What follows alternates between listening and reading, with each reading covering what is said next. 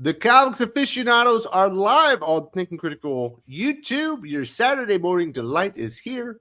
Last week, we talked about the worst creators of 2025. This week, we're going to tone in on the best creators of the year. Should be a fun conversation. We had Batman Deadpool come out this week. We got a new flagship X-Men book coming. Hush 2 is delayed again, shockingly. So we got a fair bit of stuff to chew on this week. And we got a fantastic panel. Returning is our boy Tommy. We wanted to talk about the best comic books. I knew we had to have you here, dude. I appreciate it. Yeah, I can't wait to talk about it. There has been a lot of good stuff, so I can't wait to get into it. Dude, you sporting the Superman hat, huh? Got to. I've been wearing the Green Lantern one a little too much, so I pulled out my my Superman. So Superman's number 2? I mean, yeah, I'm a Green Lantern guy through and through, but I love it all. I'm more of a DC guy, but Green Lantern's my jam. So what's your favorite Superman story of all times? Oh, man, I don't know. I have to think about that. On the spot. Yeah, I wasn't ready for that. I was ready for my best writers of the year. But there's a lot of good stories, Superman. I mean, I'm a big Phil Kennedy Johnson, so as far as some of the latest stuff, I love a lot of the stuff that he's done. Book of like the War saga? Mm-hmm. Yeah, I really enjoyed that.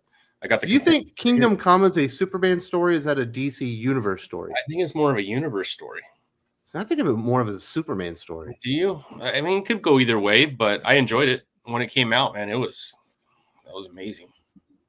What do you think, Dylan? Is Kingdom Come more of a Superman story? It's more of a Superman story, I'd say. Yeah. Is it in your top 5? No. You don't like Old Man Superman? It's good, but I really think Superman being convinced not to murder a building full of innocent people isn't the greatest look. Mm-hmm. I like it, but it's not top 5 for me. It's good, but it's not top 5 for me. Really? I liked it. I think it's a good Superman story, especially with the whole thing with Magog and all that regret he had for killing. And he was like, I can never be you because I'm killed. And just like that was palpable. I love that. It was really good. Man, somebody's claiming that Sully needs to run for president. They're saying make America great again. If Sully was running for president, it would be make America grateful again. Grateful again. That's right. I got it right here. I have a whole, this is Sully MAGA. This is Sully MAGA country. Make America grateful again. And America never stopped being great. I don't know what you're bitching about out there. America's greatness is absolutely on display. I got my dad joke shirt on. Nice. Everybody should have dad joke shirts. Do you have one of those, Tommy? I don't have a shirt. I need to get one though. But I have 4 kids, 3 girls, and they hate everything I say. So specifically jokes. Absolutely. Yes. Anytime I try to make my kids laugh, especially in front of their friends, all I do is embarrass them. Yeah. I just have one I just have one that says "Daddy."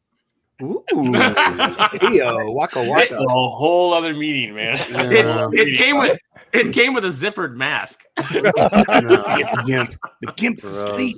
Oh, that went differently real quick. Yeah.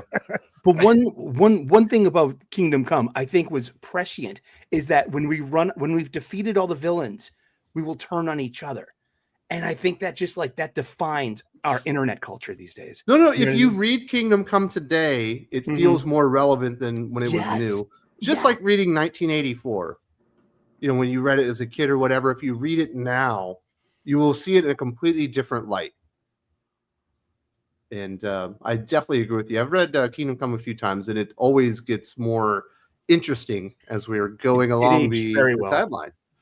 I don't know what the riff is between Mark Waid and Alex Ross on that. Maybe you guys know better than I, but I do know that when I was working with Mark Waid at Ross, totally unrelated, I said something. I sent him an email about some book that we were working on, and he wrote me back and he said, yes, comics are a collaborative medium, which is what I tried to tell Alex Ross. Well, that's I was just like, oh, okay. That's because Mark Waid wants credit for being nothing more than a glorified fucking script doctor. Well, he gets credit. He gets the writer credit, even though supposedly the entire story was outlined and thought of by Alex Ross. Yes. That's why. Because he's claiming because people know. And everybody knows now that he was the jabroni brought in at the end. Okay, well, I mean, like Mark Waid or don't like Mark Waid, I mean, it's not like he doesn't have a lot of books that are, celebrated on his resume without Kingdom Come. He's Yeah, got but Kingdom something Come on is way better than Birthright. Yeah, well, Kingdom Come is like the when you people say Mark Waid, it's Mark Kingdom Come Waid. That's that is true. Look, the only other thing he's ever written that I believe is even remotely competent was his Flash, and that's it. His Flash everything else, and honestly, I didn't even think his Flash was great. Everything else really good. That might be the best Flash run ever, dude. Yeah, Blood Will Run. You didn't like that first Cap run, No. the one that got truncated by Heroes Return. Oh yeah, the Ron Garner. Heroes Reborn. That's what it was. I didn't. Oh, that's good. Like and then his World's Finest there for the first year at least was really, really good. But he's definitely more of a DC guy than a Marvel guy. His Fantastic Four, just that single unthinkable issue with Doctor Doom, going back to find his long lost love, I thought was it's the best Doctor Doom story I've ever read, and probably my favorite thing that Mark Waid's ever done. It better than One World Under Doom. No, I mean, you could give me almost any Doom story. Even you know what? The one panel where Doctor Doom is going, could Bowie have been a mutant? Is better than One World Under Doom. And you know how much I hate that panel. There's got to be a cooking comic book out there with like Doctor Doom's cookie recipe. I'm like, yeah, that thing's probably better than One World Under Doom. When Doom was defeated. Doom defeated by Squirrel Girl by Ryan North, oddly enough, is better than One World Under Doom. I thought she defeated Thanos. Did she defeat Doom too? She defeated everybody, man. Yeah. Squirrel Girl's a huge character. Yeah. But she's Tommy, Erica Henderson, she is. Tommy, you're also a big UFC fan. We had an enormous fight last week. 2 titles out there. We had Bo Nichols on the comeback trail. Did you give the event a thumbs up after watching Tom Aspinall take a dive? 100% thumbs up compared to the Aspinall fight. That was really terrible. But yeah, it was good. Actually, today's not too bad of a card. The Aspinall fight might have had more action than both those title fights combined. Dope, man. It's awesome, man. Yeah, the fights up until the title fight were good, but the title fights were. Yeah. Shevchenko was just way too enormous for. Way too big for whatever Whaley. the name is. Yeah, it's a bad idea. And then it never felt like that Della Maladano guy was like somebody that was going to defend the title a lot. So. JDM had looked good. It's just not against Islam. Against Islam, he looked lost. Yeah, I mean, what is he? A lot of people look lost against him, though. But he did look small. I'll give him that. Islam. Yeah. I mean, like the corpse of Poirier took Islam almost took him the distance. Got finished in the 5th round, but like he's a fucking Hall of Famer. Yeah, but this is an old Poirier that's been through a lot of wars, and anytime he went against a really good grappler, it didn't go too well for him. It was like, yeah, he's going to get submitted in at least 2 rounds, like at most, 2 rounds by Islam, and then he put up a great fight, and then got finished in the 5th round, and so it was like, man. As someone who doesn't 2 care people about out live, I'm just mystified because it sounds to me like one guy had to fight the entire nation of Islam. Like, yeah, of course he no, was. now you see that's what Dylan Danis had to do last Saturday. Yeah. I don't think he'll be. Apparently, he's banned. Yeah, from he's ever banned attending now. a UFC event. Yeah, it's a bad way. Did you see the Dana Muslims. White podcast thing where he said Francis Ngannou put his hands on him? Yeah, and he told him to get your fucking hands off me. Yeah, I don't believe a single word of that. That's a scary. Ngannou's like 285 pounds. See, I wouldn't doubt that Dana would say something like that because Dana obviously has a lot of dudes that he's paying bodyguards. To protect him. Yeah, but I just don't think Ngannou would do that. And also, Dana's a notorious liar. And Usman even came out and said, I don't think that happened. It was a good story, though. It was a good story. Yeah. So, Dylan, you and I are having some rough weeks in football. Yep. See, now the thing is, though, I've got what looks like a really good draft pick, and I got my future franchise quarterback, so I'm fine. I want us to lose out. I'm happy Dart's not playing this week, so that means I don't think you guys can lose out because that Giants team is scrappy. They're going to No, scrap because- a couple wins. No, because our defense is so bad. You know, the only team to put 30 points on the Eagles and on the Broncos is the Giants, and we lost both those games because our defense is so bad. No other team has done it. We did it, but we lost because Shane Bowen sucks. You guys are scrappy. You're going to win at least 4 more games, dude. That's not happening. I hope so. But it's been a rough year. I guess it's the year of Sully. His team is beating everybody's brains out. But you are only playing the worst teams Used in the to it league. though. That is true. The you're all easiest used to it. schedule in the league. You're used to the Patriots being the top of the top, the best of the best. One could say. Don't worry, Tommy, who do you root for? You're a Rams fan, right? Yeah, I grew up Yeah, in you got SoCal. good Oh, so you're having a Yeah. good year. Having a great year. After last week's game, I was a little nervous, but 8-2, leading the pack. So I think it's going to be a good playoff. Everyone's getting healthy. We got that. We'll see what pick it is, but I think it's like the 6th pick right now, Falcons. Oh yeah, yeah. So we're going to get a good quarterback next year. So we're Phoenix is out for the year, and Cousins looks like he was spent last year, let alone this year. So they might not win again. Good chance of it. All right, Sparrow, we bored you long enough with the sports ball talk. How's your face doing? It's doing all right. It's doing all right. Swelling on this side is almost down. I'm feeling good. Dennis says that my jaws and my extracted tooth area are healing nicely. My body Dennis Camp? did not reject the bone graft. Yes, I go to dentist camp, so I'm a little worried because my dentist is just baked to the moon at all times. Talking about you know, it would be cool if the Ultimates had a real Indian and he just started killing people. What if our entire universe is just a molecule in the chair of a giant's universe? Yeah, I've been high too. Okay, like Yes. I understand. But what about my face, Dennis? Is it gonna? What about my fucking tooth? You want some more nitrous, man? I'm gonna have it hit myself.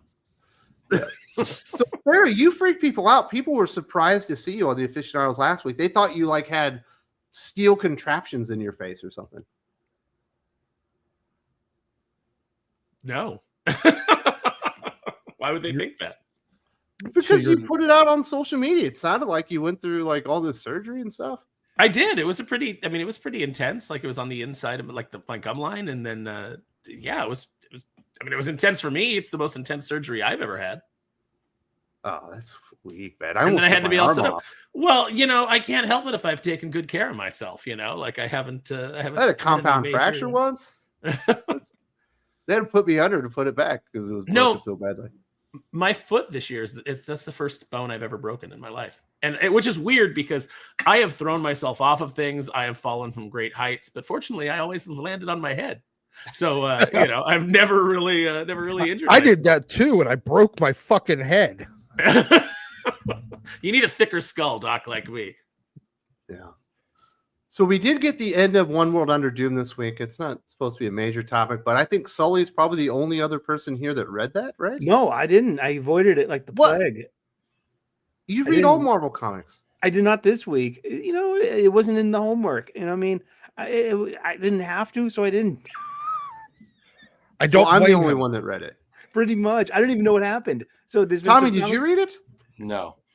Jeez. No, I'm more of a There's- DC guy anyways, so I haven't It's the read big Marvel event. We're all. Yeah, and nobody comic cares. universe. That's the I am most surprised appropriate Sully didn't response. though. So this is like Yeah, I a am week or two too. ago that Sully's like, yeah, I read like 78 Marvel books every week. Something like Yeah. that. You know what? And sometimes, some weeks I'm not required, and then it's so funny that No like, one has ever required you to read 70 Marvel No one books, said but you had still to read said you Jet did. Blanchard. You just did it. I'm starting to think the reason Sully's so happy is because he's delirious, not because he's grateful. Maybe. I read that many Nyquil or fucking something. Marvel books these days, and I just go Listen. insane. Listen, I broadcast from my garage, and I have to leave my car running and the door closed in order to keep warm in here. So I don't know what the problem is, kids. Man. So I'm the only one that suffered through One World Under Doom. Uh-huh. Yeah, fucking glutton for punishment here. Well, it's the big bit. So And you know what the crazy thing is? You get to the Uh-huh. end, it's not over. of course, Of course not. of course, yeah. There's like the will of doom is written inside of his mask, and I guess Reed Richards is the executor of the will. Oh my And god! it has the will inside the mask, but it doesn't show you like the final word of what he has to do, and that will be revealed in the Will of Doom from Chip Zdarsky. Who gives a shit? Oh, I'm not it's sure that we so get to gay and lame. we get shit of to Dungeons of Doom. Yes, weird. I would have liked it better if Doom just had a piece of paper folded up like Ron Swanson on Parks and Rec. That, you know, his will is just, I bequeath all of my worldly possessions to the man or the beast who has killed me. And then Ben is like, what are these symbols at the bottom? And Ron goes, the man or beast who kills me will know. I have to review that for the backers exclusive review this week. I don't know what I'm going to say. There's nothing happens in the book. You're going to say, what did you expect with an event by Ryan North? Friends don't let friends read Ryan North. Well, no, I mean, it was Doom taking over the world. It was supposed to be a big deal. Can you guys? It should be a big deal. But you know, why is it? Why would we want to see how Doom took over the world? Why would we want to see that? What does his constituency think? Are they disappointed with his? That's part of the issue. Half the people are upset that he abdicated the throne or whatever, and then the other half are happy that he's gone. No. So the worlds are still at odds. That sounds on the nose. I believe he's a Trump stand-in. Is what I think. Oh no shit! What in 2025 with Bush in the White House? Look, this is can you all put yourself, everybody on the panel, everyone listening, everyone in the chat, put yourself in the mind of 12-year-old you reading comics. Well, Wes, you weren't reading comics at 12, but all the rest of us that were. Put yourself in the mind of 12-year-old you. And there is an event with Dr. Doom taking over the world and ruling the world, and you don't give a fuck to finish. It was too expensive. I couldn't afford it. I mean, I only get I can spend funny books on the pocket change I find in the couch. Imagine being told, hey, Dr. Doom's going to take over the entire world. That's going to affect every book in the Marvel universe, you know, like back in the day. And you would have been like, oh my God. And then imagine telling yourself, and it's going to be so boring. Nothing is going to happen. Nothing of interest. Oh, and by the way, the stand-in for legal immigration, vampires. What? That did happen. I forgot about that. Yeah, I did too. And the whole debate thing too between Doom and Reed on TV. That's awful. And it was like, that was probably for me the high point of it, because it reminds me of the stuff I watch on YouTube. You know, all the you ever watch whatever with Andrew Wilson stuff? Yeah, like, that stuff is fascinating me. It's boring half the time. Wait, were there dumb whores in the debate too? Yeah. Look, you 304. Yeah. Dr. 304. That's next. Okay, I've seen clips of that podcast. Why is there always a girl in like a helmet just sitting looking sad? No idea, dude.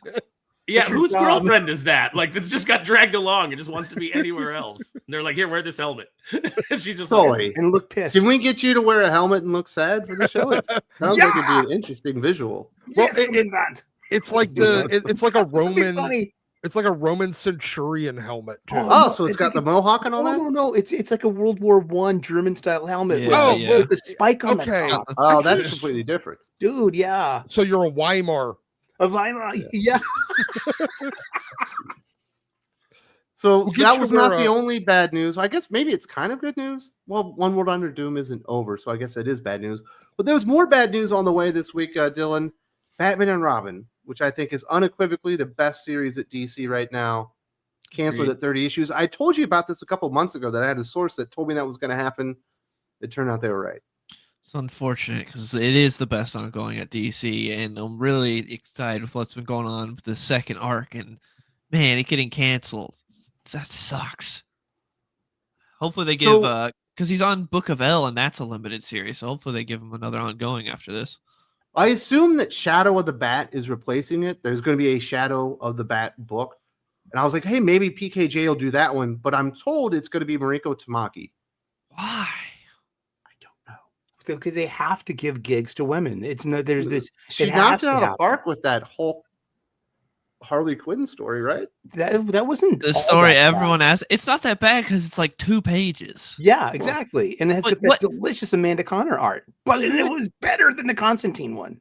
No, I think Constantine No, one that's was way crazy. better. But who at DC was like, you know what the people are clamoring for? A Harley Quinn Hulk crossover where they fight like irradiated hot dogs. That's what people want. Like that. Some of these crossovers, I'm so confused. That's a on how Harley people are story, like, not a Hulk story. yeah, And not a good Harley story, the lame ass, stupid version of Harley that we Yes, have now. the post Deadpoolification of Harley. Yeah. So he's not going to be doing the Shadow the Bat story, unfortunately, because I'm loving what he's doing. I want to see more of the Quiet Man and this iteration of Damian and Bruce's relationship. It's fantastic. It's one of my favorite comics this year. It's It's in my top 5. It's amazing. That sucks. Yeah. So apparently they're going to be wiping out like almost all their C and D list titles and replacing them. What we've seen with Next Level is only half of it. There's going to be like another 8 books or 10 books or something also announced. Maybe those come out in like April or something, but they're kind of wiping the slate clean on everything underneath like all their big titles. And apparently Batman and Robin's one of them. That's unfortunate. Bastards. Oh, it's not cool. You guess why you can't have nice things in comic books. If it was absolute Batman and Robin, it'd fucking keep going because it'd be selling good. And there would also be somebody kicking a baby into the river again. It wasn't a baby. It was maybe a Toddler. toddler. It's a little preschool person. or something. Kicking a baby, that's beyond the pale. A toddler, I've wanted to kick a few toddlers. It didn't even look human. Who cares? The ghost of Billy It definitely Botty. looks more like a Star Wars character than Yeah, it looked like a Batman. Twi'lek. Yeah. Yeah. Like when I saw the Superman movie, I'd have punted baby Joey. Look at that thing. Yeah, actually. So we do have some people. So who's talking now? We got Sam Romero 21. Hey guys, I posted that I got laid off 2 weeks ago. Happy to say I found work again. Thanks for all the advice. You all rock, and I love your comics show. Congratulations. Nice. Congratulations. Awesome, when I dude. first glanced at that in the chat, until you read it, Wes, I thought he said, I got laid 2 weeks ago and I got a new job. I was gonna be like, Hey, who's on fire? Always be closing, my friend. Coffee is for closers. That is great news, dude. Yeah. Congratulations. I hope, and not only do I hope that you enjoy the job, I hope it pays better than the last one. Absolutely. That way you can Apparently- stick it to the guy that laid you off. It's harder to get work now because so many people take resumes and applications online and everything. Yeah. Any job opening gets like 5,000 applicants or whatever. So everything I'm reading says you have to go to the company and like meet somebody to actually get an interview nowadays. It's Yeah. literally going back to the 1980s of like walking in and like sneaking in to hand your resume to somebody, because between the absurd amount of applicants, the AI that just starts weeding out basically everyone, and then the 17 fucking interviews you need to get before they decide, oh, we're not even going to keep this position. And trying to identify which positions are actually fake positions. Like they have them open, but there is absolutely no interest. They have no intention of ever actually filling it because of weird things with the way that the government works and the labor participation rate. There's an incentive to essentially create fake roles that you have available in order to but you never fill. Yeah, that's what I'm told. If you want to work somewhere, you got to go in there, meet somebody, see if you can get a lunch or something. Yeah. Have it in, I'm a because there are chef. so many nameless faces. I'm a chef, and like you can see a posting somewhere on one of the many chef sites or even Craigslist. What you do, you show up, you go in the back door when the store's not open, and you talk to the chef, and then you Start do cleaning something. some dishes. Yeah, well, what you do literally, we call it a stagiaire, where it's like you work for a few hours. You agree to work for a few hours for free because what you're doing, that's your resume. You're showing your skill set to the chef. He's going to have you do menial tasks to advanced tasks, and he's going to evaluate you on the spot. And that's your audition. Are you telling me there's like a chef subculture in America? Yes. Oh, yeah. We run the world, actually. People get hungry like 3 to 4 times a day. It's amazing and consistent. And we love people that don't know how to cook because we keep each other alive. We're like the Gungan and the Naboo. We form a symbiotic circle. You imagine showing up to Sully's job, and next thing he's using all this food jargon and stuff. You can't even understand what he says. No, I like that you show up to Sully's job and he's giving you Star Wars references. That's what I like. Yeah. Guichioki says, what's a Thanksgiving dish that's always at Thanksgiving dinner for you guys, but isn't traditionally considered Thanksgiving? Jollof rice for me.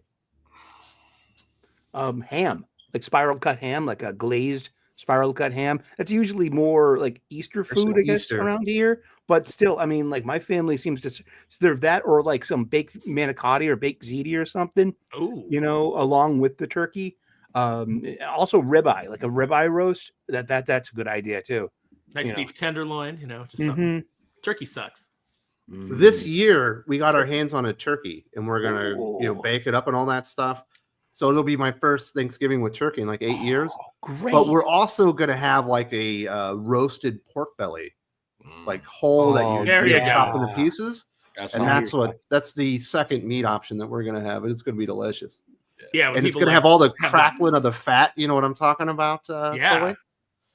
Yeah, I mean, like perfect. It's like you turn the best way to cook a turkey kind of is like upside down for the first half of your cook time. It's all dependent on how heavy the bird is, but by cooking it upside down, 6 all kilos. the fat, all the fat and juices go to the breast, and then halfway through you turn it right side up, and then crank up the heat a lot so you get the skin crispy. And you can put butter underneath the skin, and that helps get it even more. I've seen where they put toothpicks with butter on the top of them that pierce the skin, and the butter drains underneath of it. Wow. You guys are making me think that there's ways to make turkey not suck. Yeah. Yes. I love turkey, but I don't eat the breast because I don't like white meat. So I'm not going to be distributing the juices from the lovely dark meat parts of the turkey. Think of the children. Think of the children. They can put gravy on it. You know what I mean? I'm not touching it. I'm taking the whole leg. And Thanksgiving's coming up, so hit This those, week, dude. Yeah, hit those. You got any culinary questions? Hit me in the chat. Dylan, what's going on with your Thanksgiving? Are you going to be bringing some dim sum or something?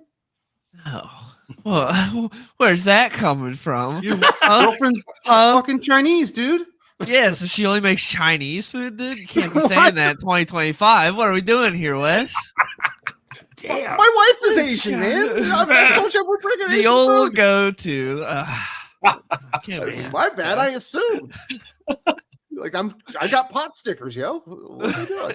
Bring up no. He's like, hey, Dylan, you guys, you got an Asian girlfriend. You guys have a dog? Yeah, I was waiting for him to go. Like, start doing something. Come on, Wes. 2025 with Bush in the White House. Talking like this. I'm sorry for offending you and your relationship, Dylan. You can still answer the question. Maybe you're bringing, I don't know, baked fish. No, I make the mac and cheese and I make the apple pie, and that's what I bring. Well, apple pie is not traditionally like a Thanksgiving dish. It's more supposed to be pumpkin pie. So I'll give you the apple pie. That's not always a Thanksgiving favorite, right? I thought it was pretty traditional, but yeah, we generally don't really go outside the box on Thanksgiving. It's mostly. Have you thought about asking your girlfriend for pot stickers just to change things up a little bit? No. There's a time and place for that in Thanksgiving, isn't it? Do you do your apple pie a la mode? Do you throw a scoop of vanilla on there? Yeah, I'll throw some vanilla on it. That or whipped cream, yeah. Yeah, so good. Doc, what are you bringing that's weird to the party? Myself. Yeah, Doc is definitely not a traditional Thanksgiving flavor. I am. Yeah, it really isn't. A T-shirt that says "Daddy." Dude, that threw me for a loop, man. I wasn't ready. No. I'm just gonna. I think we're doing all the mashed potatoes and pie. We're gonna make that here and then take it. Think we're going out to my folks, I believe. And yeah, we're doing You're not doing turkey. anything not traditional. No, fuck that. Goddamn turkey Thanksgiving dinner is America's dinner. Well, yeah, but it's a Exactly. spread. You bring in different things. Yes, but it is turkey, pie, mashed potatoes, stuffing, cranberry sauce, corn, green beans. I'm doing green bean casserole, dude. Love it. I'm not a huge fan. I just don't like casserole. So Thanksgiving aficionados. Yeah. Yeah. I think Tommy strikes me as a guy that brings foie gras to the party or something Foie really gras. fancy. Ooh, No, my wife's Mexican. We do tamales. nice. Boom! You can't say that because it's racist, dude. Dylan, get your ass. Actually, she doesn't do that, but I thought that would be funny. Yeah, see, Wes, you assumed instantly. said Took it. his joke. You took his joke as being serious. I can't- Tommy's got a shirt that says Poppy. Dude, I used to do Thanksgiving with my buddy Eduardo, and we he would do always have tamales. just like tortillas that were like heated up and everything, and you just throw everything in a tortilla. And you just have like Thanksgiving burritos, man. It was delicious. It's incredible. Yeah. No, we do tamales. I was just joking, but yeah, tamales are bomb. Oh, absolutely. Tamales are amazing. Oh. That was the best thing about San Antonio. Yeah. You get a fresh like dozen tamales on the way to work.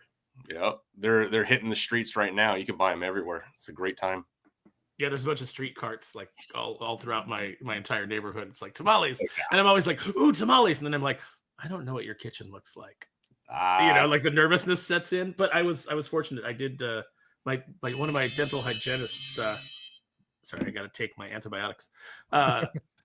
One of my dental hygienists was like, "Oh, my family owns a Mexican bakery that's right up by the Target, and they've got like tamales." And I was like, "Okay, cool. I'm gonna go get myself some Thanksgiving tamales." You have not had a good tamale unless you're standing in a Food for Less parking lot buying it from a little old lady in a shopping cart. I'm telling you, you're having your life, man. They're just thrown in the shopping cart. You bring the tamales to the Thanksgiving dinner? What do you do that's outside the norm, Aaron? We have lefse. So that is that's a Norwegian. It's almost like a tortilla, and so you just put some butter on it. But it's made out of dried fish. Yeah, because I always go to Marie's families for Thanksgiving. No, it's not dried fish. It's potato? Is that what yeah, I'm it's thinking of? Yeah. exactly right. Oh, yeah. laksa. Yeah. Yeah, well, it's called lefse in Oh. so it's Yugoslavian. So Marie's family is part of her family is from Yugoslavia. So yeah, we have that every year. There you go. Federico de la Casa. I've read the finale of One World Under Doom. It's not the finale that is bad, but the execution of the whole event. The journey is more important than how you finish it. I don't know. I think you got to finish strong. Yeah, you got to finish strong. It's like I've been cringing at these open-ended cliffhanger endings for a long time. Like, do you remember Forever Evil by Geoff Johns way back in the New 52 day? I thought that was amazing. And then you hit that last page and you're like, fucking Jesus, what the fuck?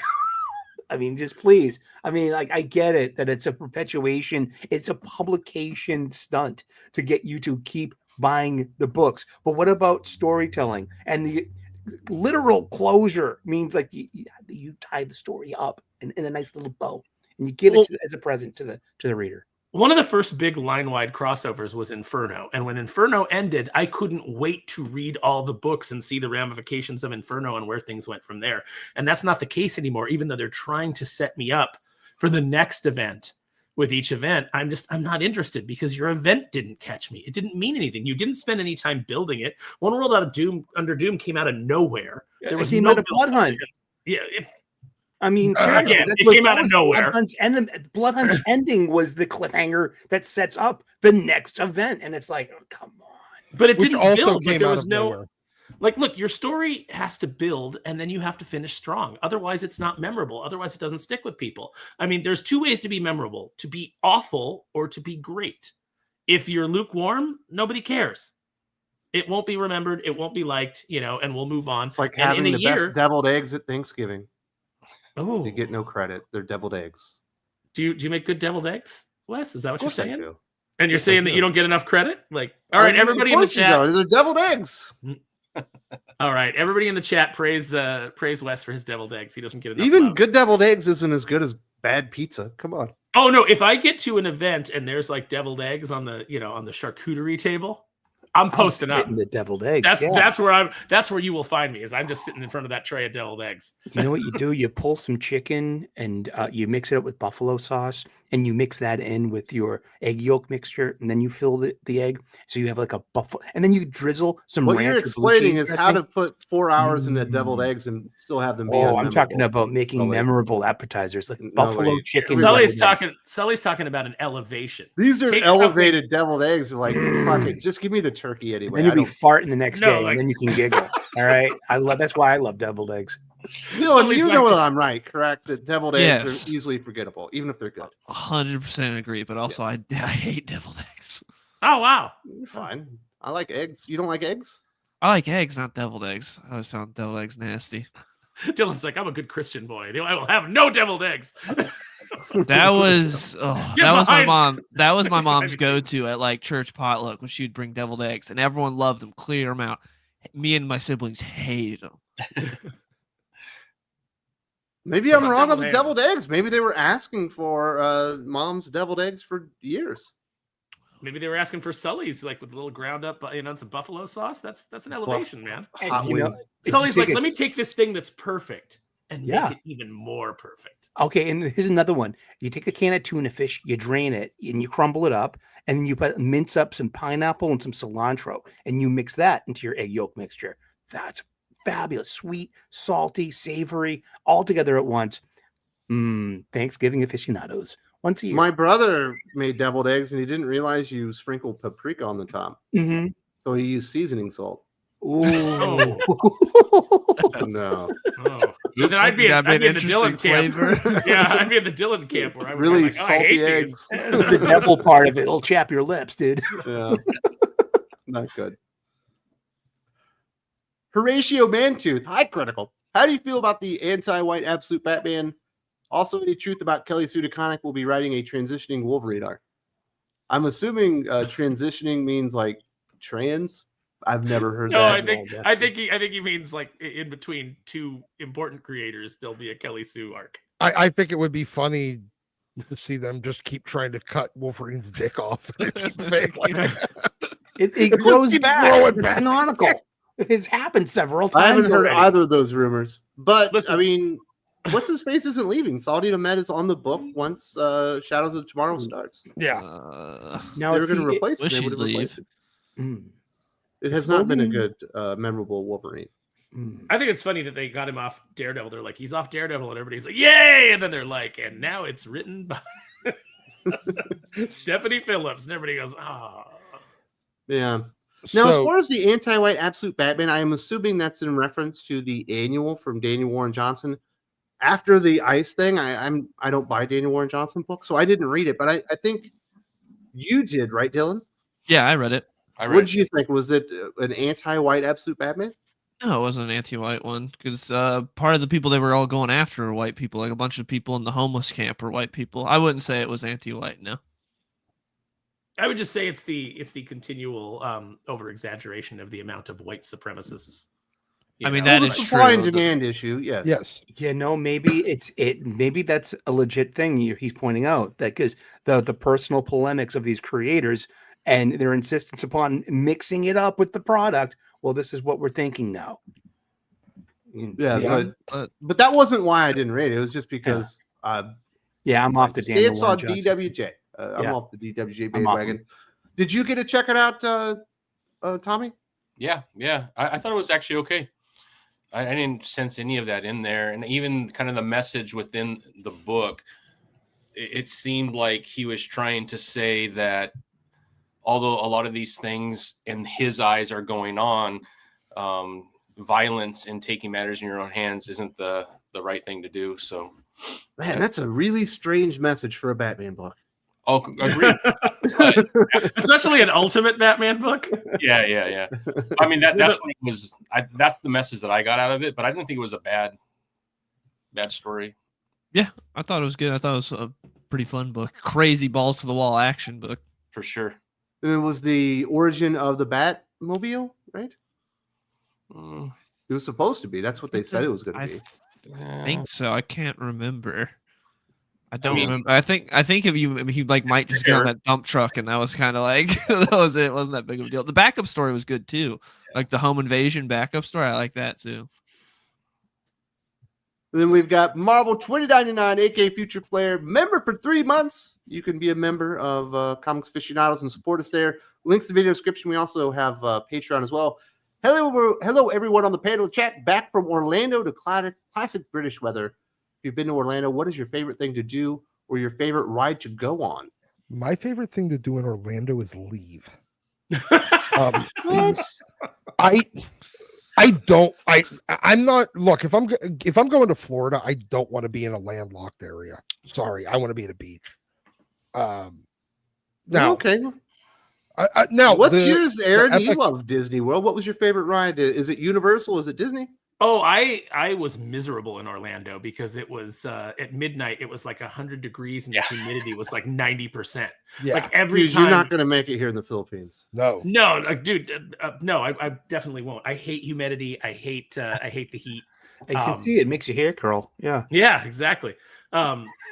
So like I would walk out of the hotel all freshly showered and feeling good and immediately feel like I needed to get right back in the shower. It was just like I saw a guy in a Chewbacca costume who had to walk from the hotel. He had to for some reason, he put the costume on in his hotel and was walking to the convention center. And man, by the time that guy got to the convention center, I'm surprised he didn't die, but he stunk.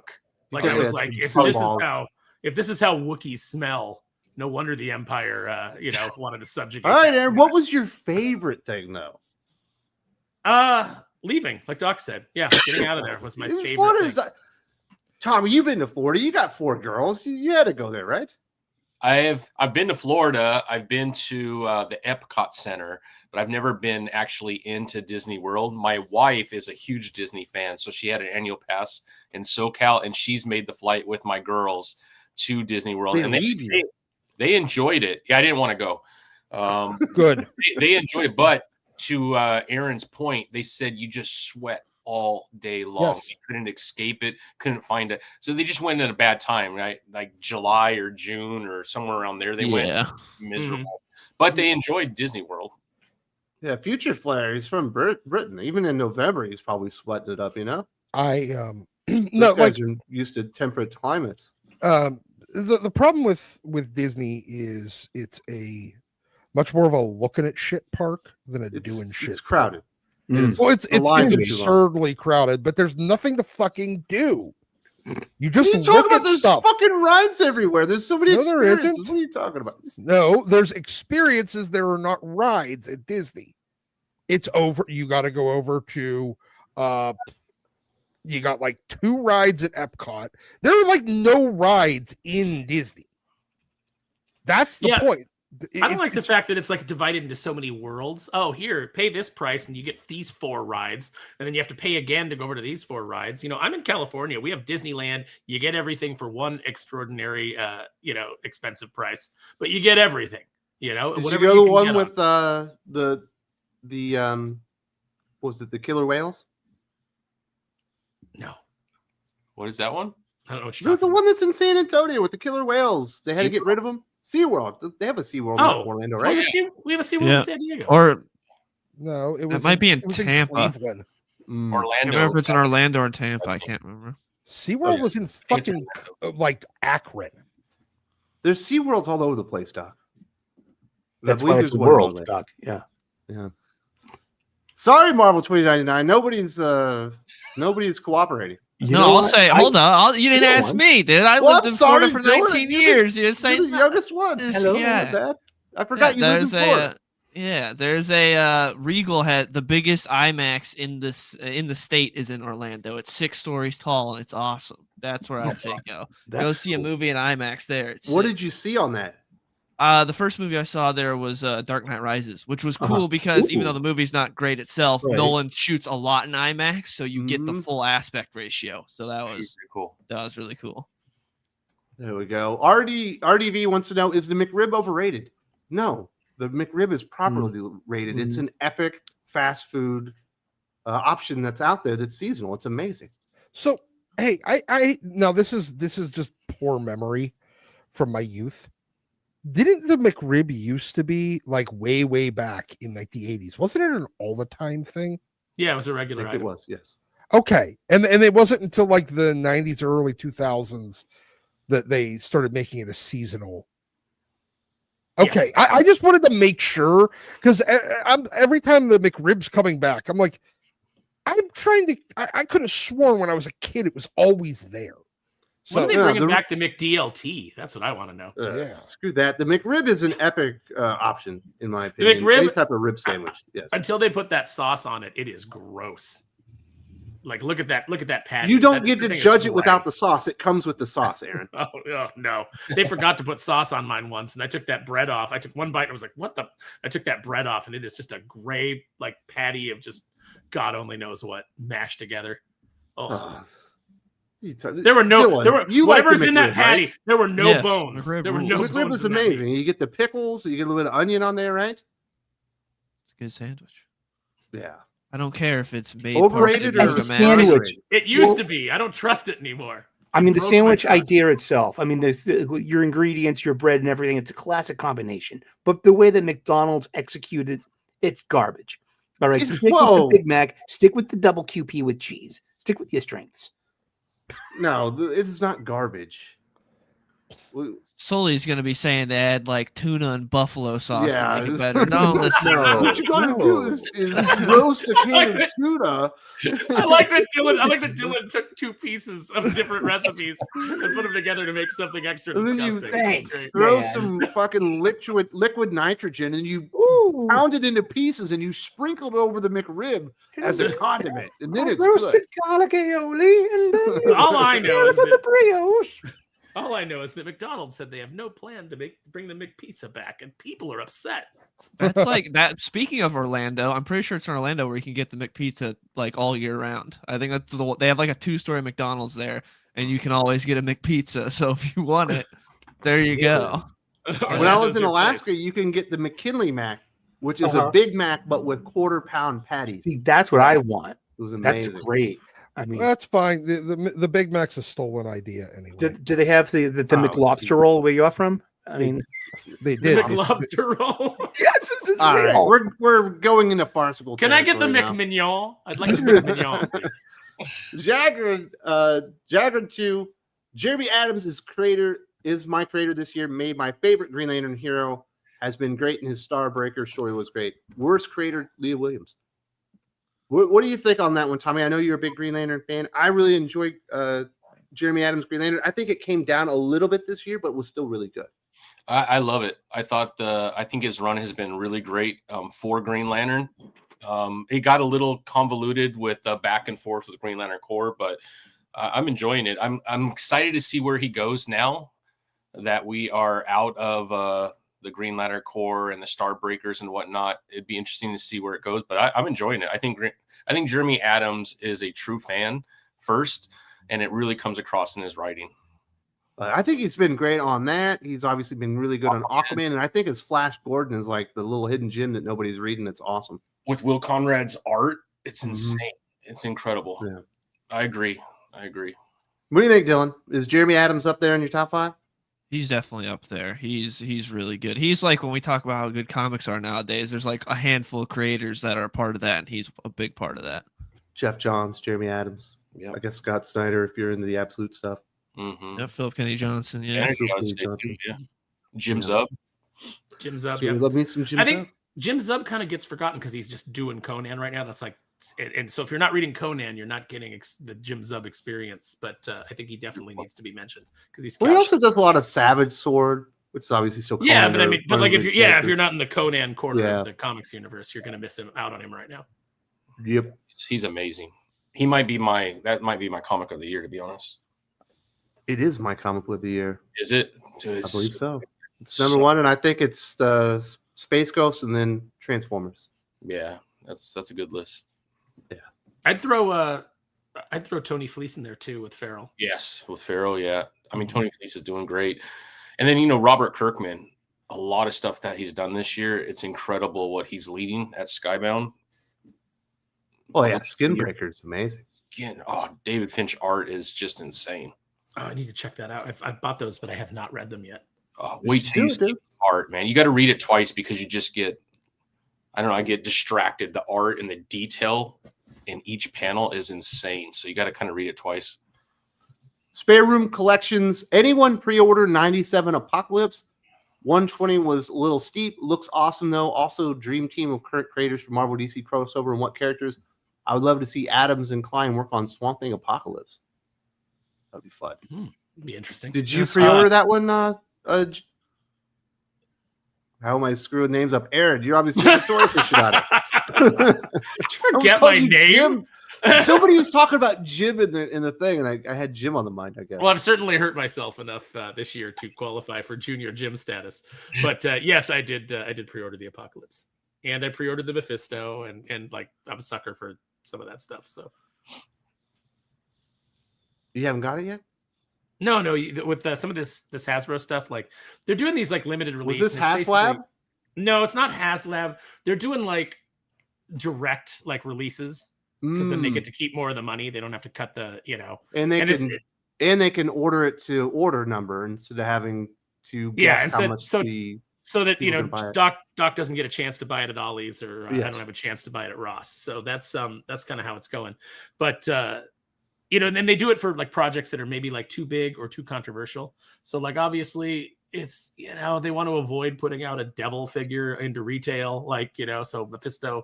You got to buy them direct. Apocalypse, that's $120 piece. How many retailers are going to go in on that?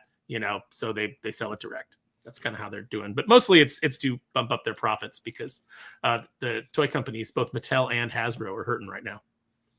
All right, Dylan, what's your dream team up Marvel DC crossover? What's the team and who are the characters? Oh, put me on the spot. I don't know, but man, Jeremy Adams just did the webcomic exclusive, which was, I don't know why they stuck him on that. Like I'm glad it was Flash and Fantastic Four, which was cool. But I don't know why they didn't put that in the actual comic. Well, why are we making that a webcomic? Marvel in there. Yeah, I got to make room for that and Hulk and Harley Quinn. Man, I always said for a while I think it would be cool if we saw Jonah Hex and Wolverine team up because you could have, a period piece there that take place in the Old West. And Klein on that one. That'd be really cool. Yeah. I'd love to have Jimmy Palmiotti right there. Nick Klein drawing it. That'd be beautiful. Yeah, you could do Frank Thierry on there. He'd do a good job. Yeah. What are you thinking there, Tommy? What's your dream crossover, dude? I don't know. It'd be fun to maybe like a Vigilante Punisher crossover. Would be kind of fun if Punisher was done right. Batman versus Punisher would be a way to do it. A couple straight. We've Batman had that. Punisher is a killer. Yeah, great. Batman kills him in the end. Mm-hmm. I'm thinking Captain Marvel and Captain Marvel, written by Grant Morrison with art by Milo Manara.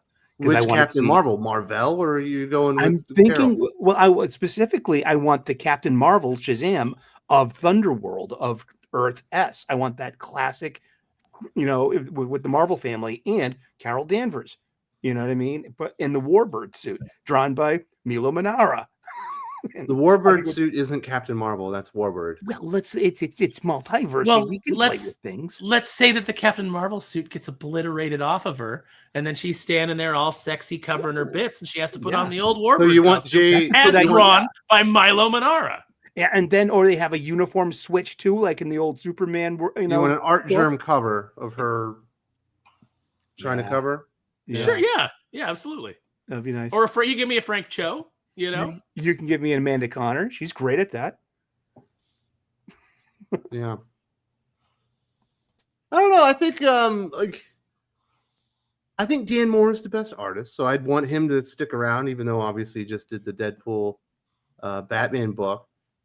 And then so I guess you have to have a Marvel writer. I don't think there's a good Marvel writer right now, but I'll think that PKJ is considered a Marvel writer, so I'll throw them two together. And what characters would I want them to do together? Well, obviously Hulk and Superman would be cool. How about this Hulk and Damian Wayne? Huh? That could be fun. No? No one likes Damian but me. How about Amadeus Cho and Damian I like Wayne? Damian. I just don't annoying. His His interaction with Eyes Hulk. are so big. That's I'd like He Damian Wayne hires nowadays. Hulk to try and kill Bane for killing Alfred. There you go. As long as he as long as he but kills in on Hush his- 2, they're buddies. What do you That mean? is Damien true. brought Bane around. Alfred and Jarvis, Well, the that's- original that's butlers, team Dylan- up finally. Dylan, that's only because Jeff Loeb has no idea that Bane killed Alfred because he hasn't read a comic in 20 years. Fair point. And it wouldn't come out for 8 more months. So let's. Sorry, that's a Question for the panel: who's your favorite comic character, and what is that character's best story? So my favorite comic character is Exo-Man of War, and the best Exo-Man of War story I've ever read is the issues 1 through 14 of Robert Venditti and Kerry Nord on the 2020. Valiant 2012 relaunch. Yep. Yes. Yep. So I think I know yours, Dylan. It's going to be Superman and Up, and Away. Yep, correct. So you got a number 2. Who's your second favorite character? Oh man, second favorite. It used to be Deathstroke, and All then right, what's they've your just. favorite Deathstroke story? I mean, for City of Assassins is really good. That might be my favorite pure Deathstroke story. But Judas Contract is obviously like the best. But that's Deathstroke Teen Titans. But as far as like pure Deathstroke, could probably be City of Assassins or Full Cycle. Very nice. Doc, what's your favorite character in story, dude? Or is he out of here? He's probably choking down a heater, isn't he? I don't know. I He didn't, I is didn't, choking down a heater. He's I in didn't even flavor get asked. country. I didn't even get asked what my team up was, so I don't know. All right, Sparrow. Who's your So favorite now- character? No, and it's what's the fine. You book? thought I What's was the you thought story? I was Jim. You're just not even going to me. Quit your bitching. I got skipped over for best Disney there, kid. Well, obviously, your answer for best Disney would have been I'd like to see Aaron Sparrow and James Silvani back on Darkwing Duck, which is also my favorite team up on a character. But you know what? I this is going to be a weird, unconventional choice, but I want to see Nightcrawler and Nightwing, and I want to see it drawn by Alan Davis, and let's have Jeremy Adams write it because then it'd be fun. All right. So, what's your favorite comic book character in the best story? So this is just kind of my favorite comic book character is Captain America, hands down. Thought it was gonna be Snake Eyes. Roger Stern had some good stuff. Captain America is my favorite comic book character. And this is not like a story that's like, it's this life-changing story that like all resonated through all of comics. But I love the Bloodstone Hunt and I love Streets of Poison. That was just a really good time to be reading Cap. If you want just like pure comic book action and giving you a bunch of stuff that you'd like to see, Streets of Poison was it, because you had Bullseye come back. You had, and if you were a fan of Daredevil, you were like, oh shit, Bullseye's back and he's fighting Cap. And then, you had Bullseye versus Crossbones. You had Daredevil versus Cap. You had Red Skull versus Kingpin. Mark Gruenwald at that time was really good at throwing characters together in ways that make sense. That single issue that he did where Magneto, during Acts of Vengeance, where Magneto goes after the Red Skull, I was like, I have been waiting years to see this. So, that's what I would say for my favorite. Very nice. How about you, Tommy? Green Lantern, probably Blackest Night. That is probably one of the things that got me to re-love comics again. I really enjoyed Blackest Night is pretty amazing. Pretty amazing, yeah. Might be the best event. The last great event. I love the Sinestro for sure. War. The Sinestro Corps War was the Sinestro Corps War is dope. Yep. The whole trilogy is great with the Rebirth, Sinestro, and then Blackest Night. Yeah. I was working at a toy company at the time that Blackest Night and like Brightest Day was coming out. And so we had a Diamond account. So we would always order our comics through Diamond. So Wednesday lunch was always like, here's our stack of comics. Let's sit and read. Me and Scott, the guy that like took our photos and did that kind of stuff. We'd sit down, we'd like read our books. And man, that page where you open it up in Brightest Day and Sinestro's the White Lantern and he's like, I am Sinestro, the savior of the universe. I was like, man, I love comics. All right.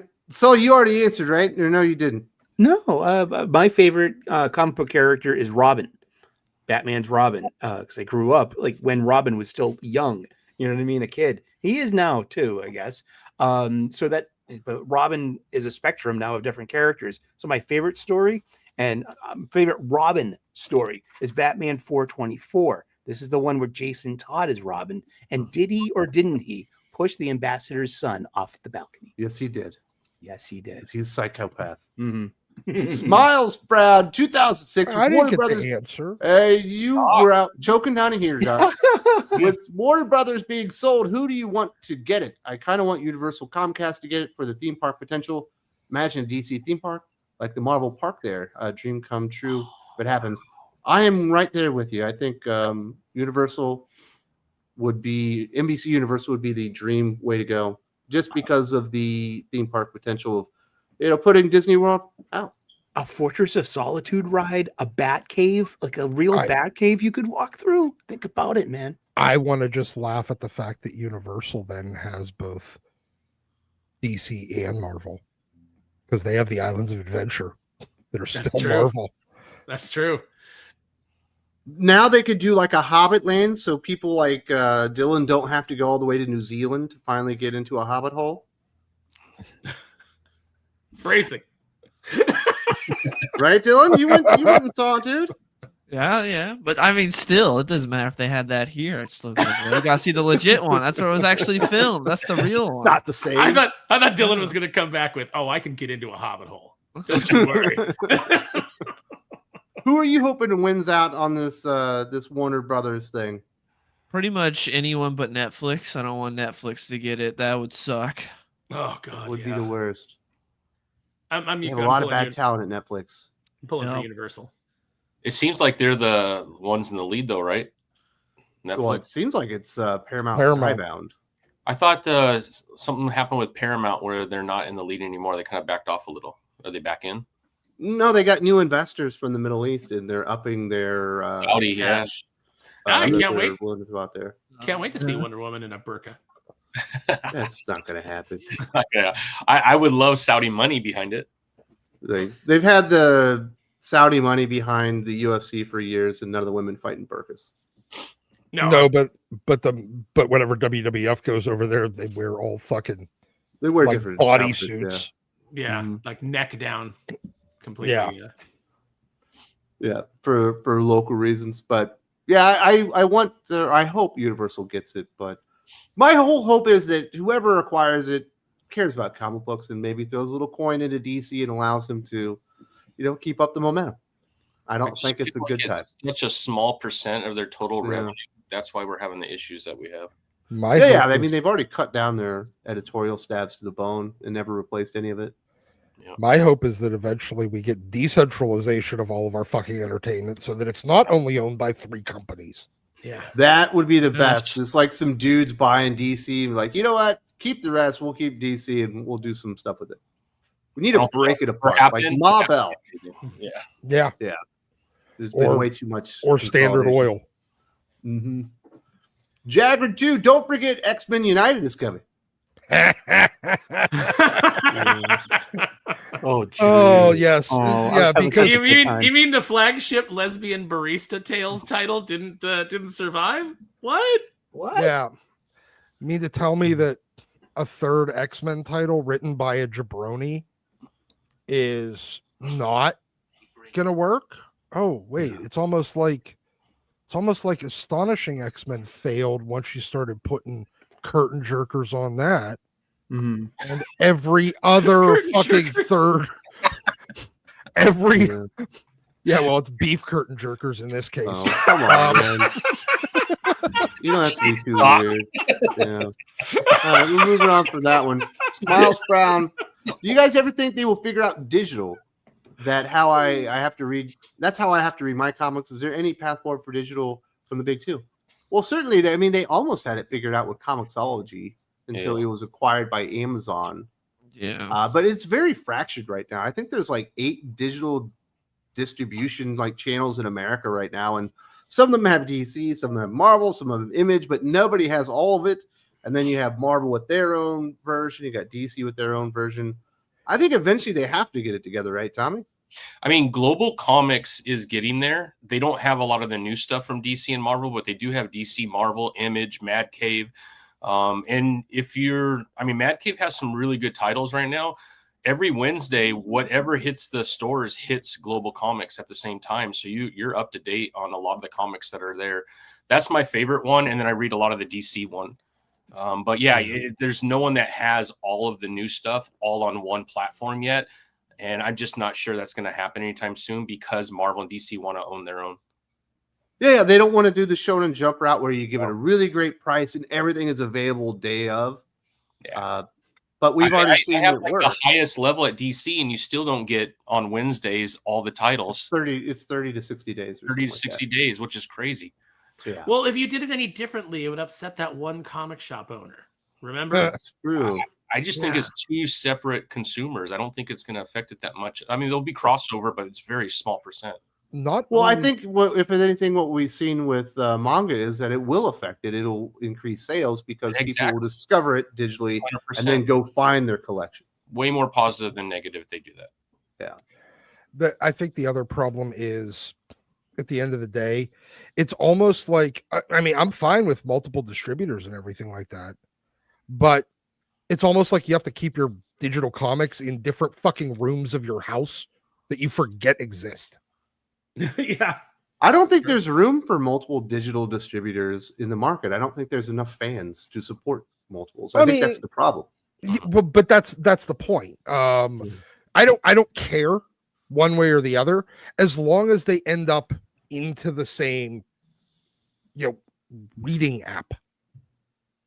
That's where it needs. You need something to keep track better of what your fucking comics are, what you got, what you don't have, what you're missing. I'm talking about like a subscription model, like Shonen Jump, where you get everything. Owning digital, right? Yeah. Mm-hmm. I don't think owning digital is the future of anything. No, owning digital never was, but at the same time, I don't want to pay the same price for a digital comic as.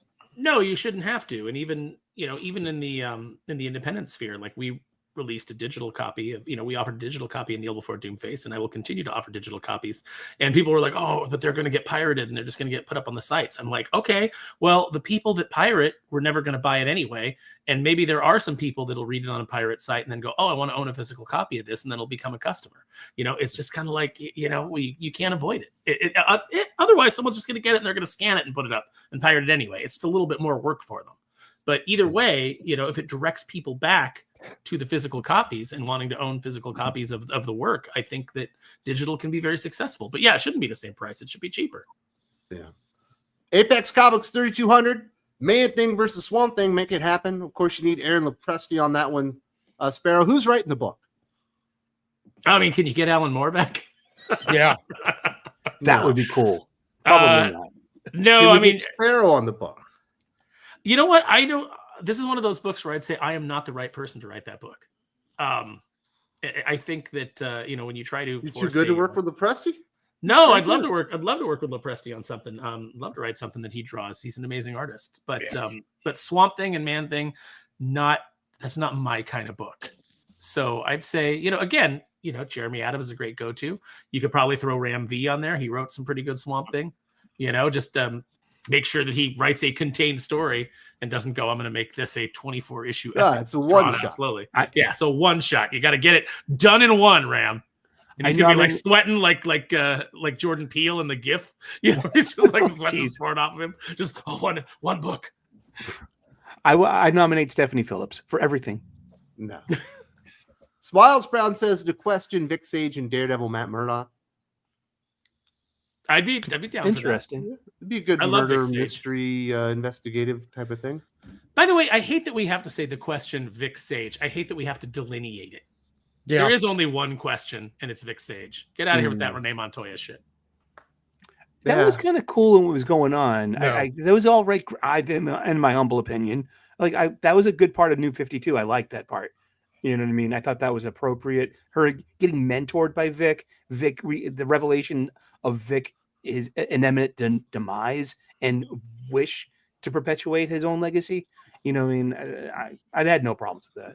It was just that Greg Rucka can act out his lesbian fetish.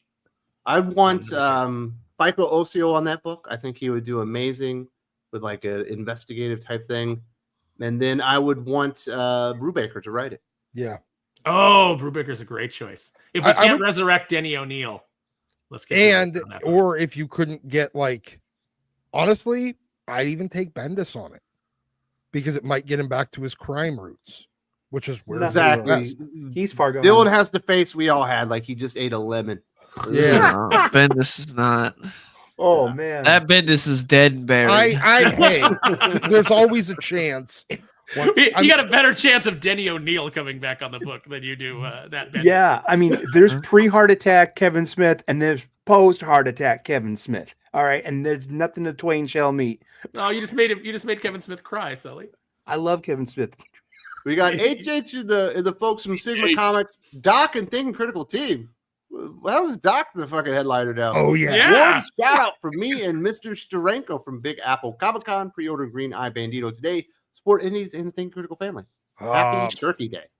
Awesome. You get to hang out with Jim today. Nice. That man Awesome. is so fucking cool.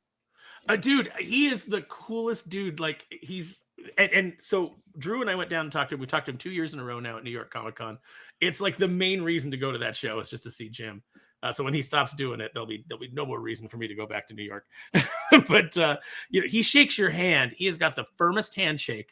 And then at one point, I can't remember why, but he was joking around with me and he shoulder checked me. That dude is a slab of concrete. I think if he reached up to that turtleneck and he pulled it, it would like just tear away, and he would be like groundskeeper Willie underneath that thing, where he's just jacked and bronzed. Like that dude is solid. He is. That dude is fucking just, for a very elderly gentleman, he is a specimen. Let's just put it that way. The man, and he's the nicest dude in the world. So having HH hanging out with Steranka, this fits. Awesome. Glad to hear it. HH is so good at like just getting people on his side. It's why he's such an effective salesman. It shows that like I wouldn't be surprised if next year we're talking about HH got Steranko on a Calico cover. What the hell, man? Congratulations. Hope you're having a good time in Big Apple Comic Con. Should be fun. And we've got Smiles Frat has gifted 5 Think Critical memberships. That's awesome. I think it goes to 5 of the people that are in the chat. that are in the chats right now. That's cool. That is so fucking How good. does that work? Does that just go out randomly? Like it just you have to toggle it. Yeah. Mm-hmm. Yeah, you have to hit a toggle though on your YouTube page for your chats to accept a gift membership. So I know I have it tricked out that I don't accept gift memberships, but so if you want to be you too good? eligible, no, I would be on a lot. You of don't want to different Think Critical shows. membership? I of course I do, because you get really exclusive content, and there's a really cool community tab that I just found on YouTube on the suggestions that people out in our live chat here. They suggest great titles and have pictures of their weekly polls and stuff. And I just found this. We have a huge community out there. So if you're out there and listening, be part of it today.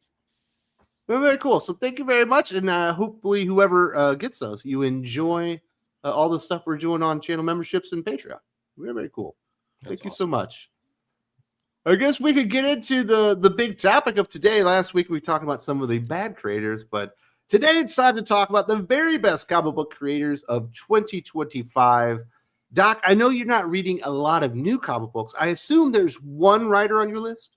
Honestly, it's probably Josh Williamson. Josh Williamson, specifically for G.I. Joe.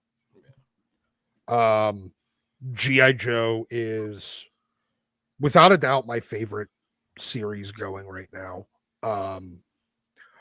Honorable mention to what Joe Kelly's doing on ASM, but it's a little hit and miss sometimes. But Josh Williamson taking what he, starting with kind of this fresh version of G.I. Joe that's just an upstart organization here and trying to start building putting all the building blocks in place. And you gotta mention Tom Riley when you're talking about G.I. Joe. Yeah, he's been amazing. Tom Riley's art on this has been stellar. Every issue he's on is exceptional. And honestly, I haven't even minded the fill-ins. They're not as good as Tom Riley, but they're still really good. Agreed.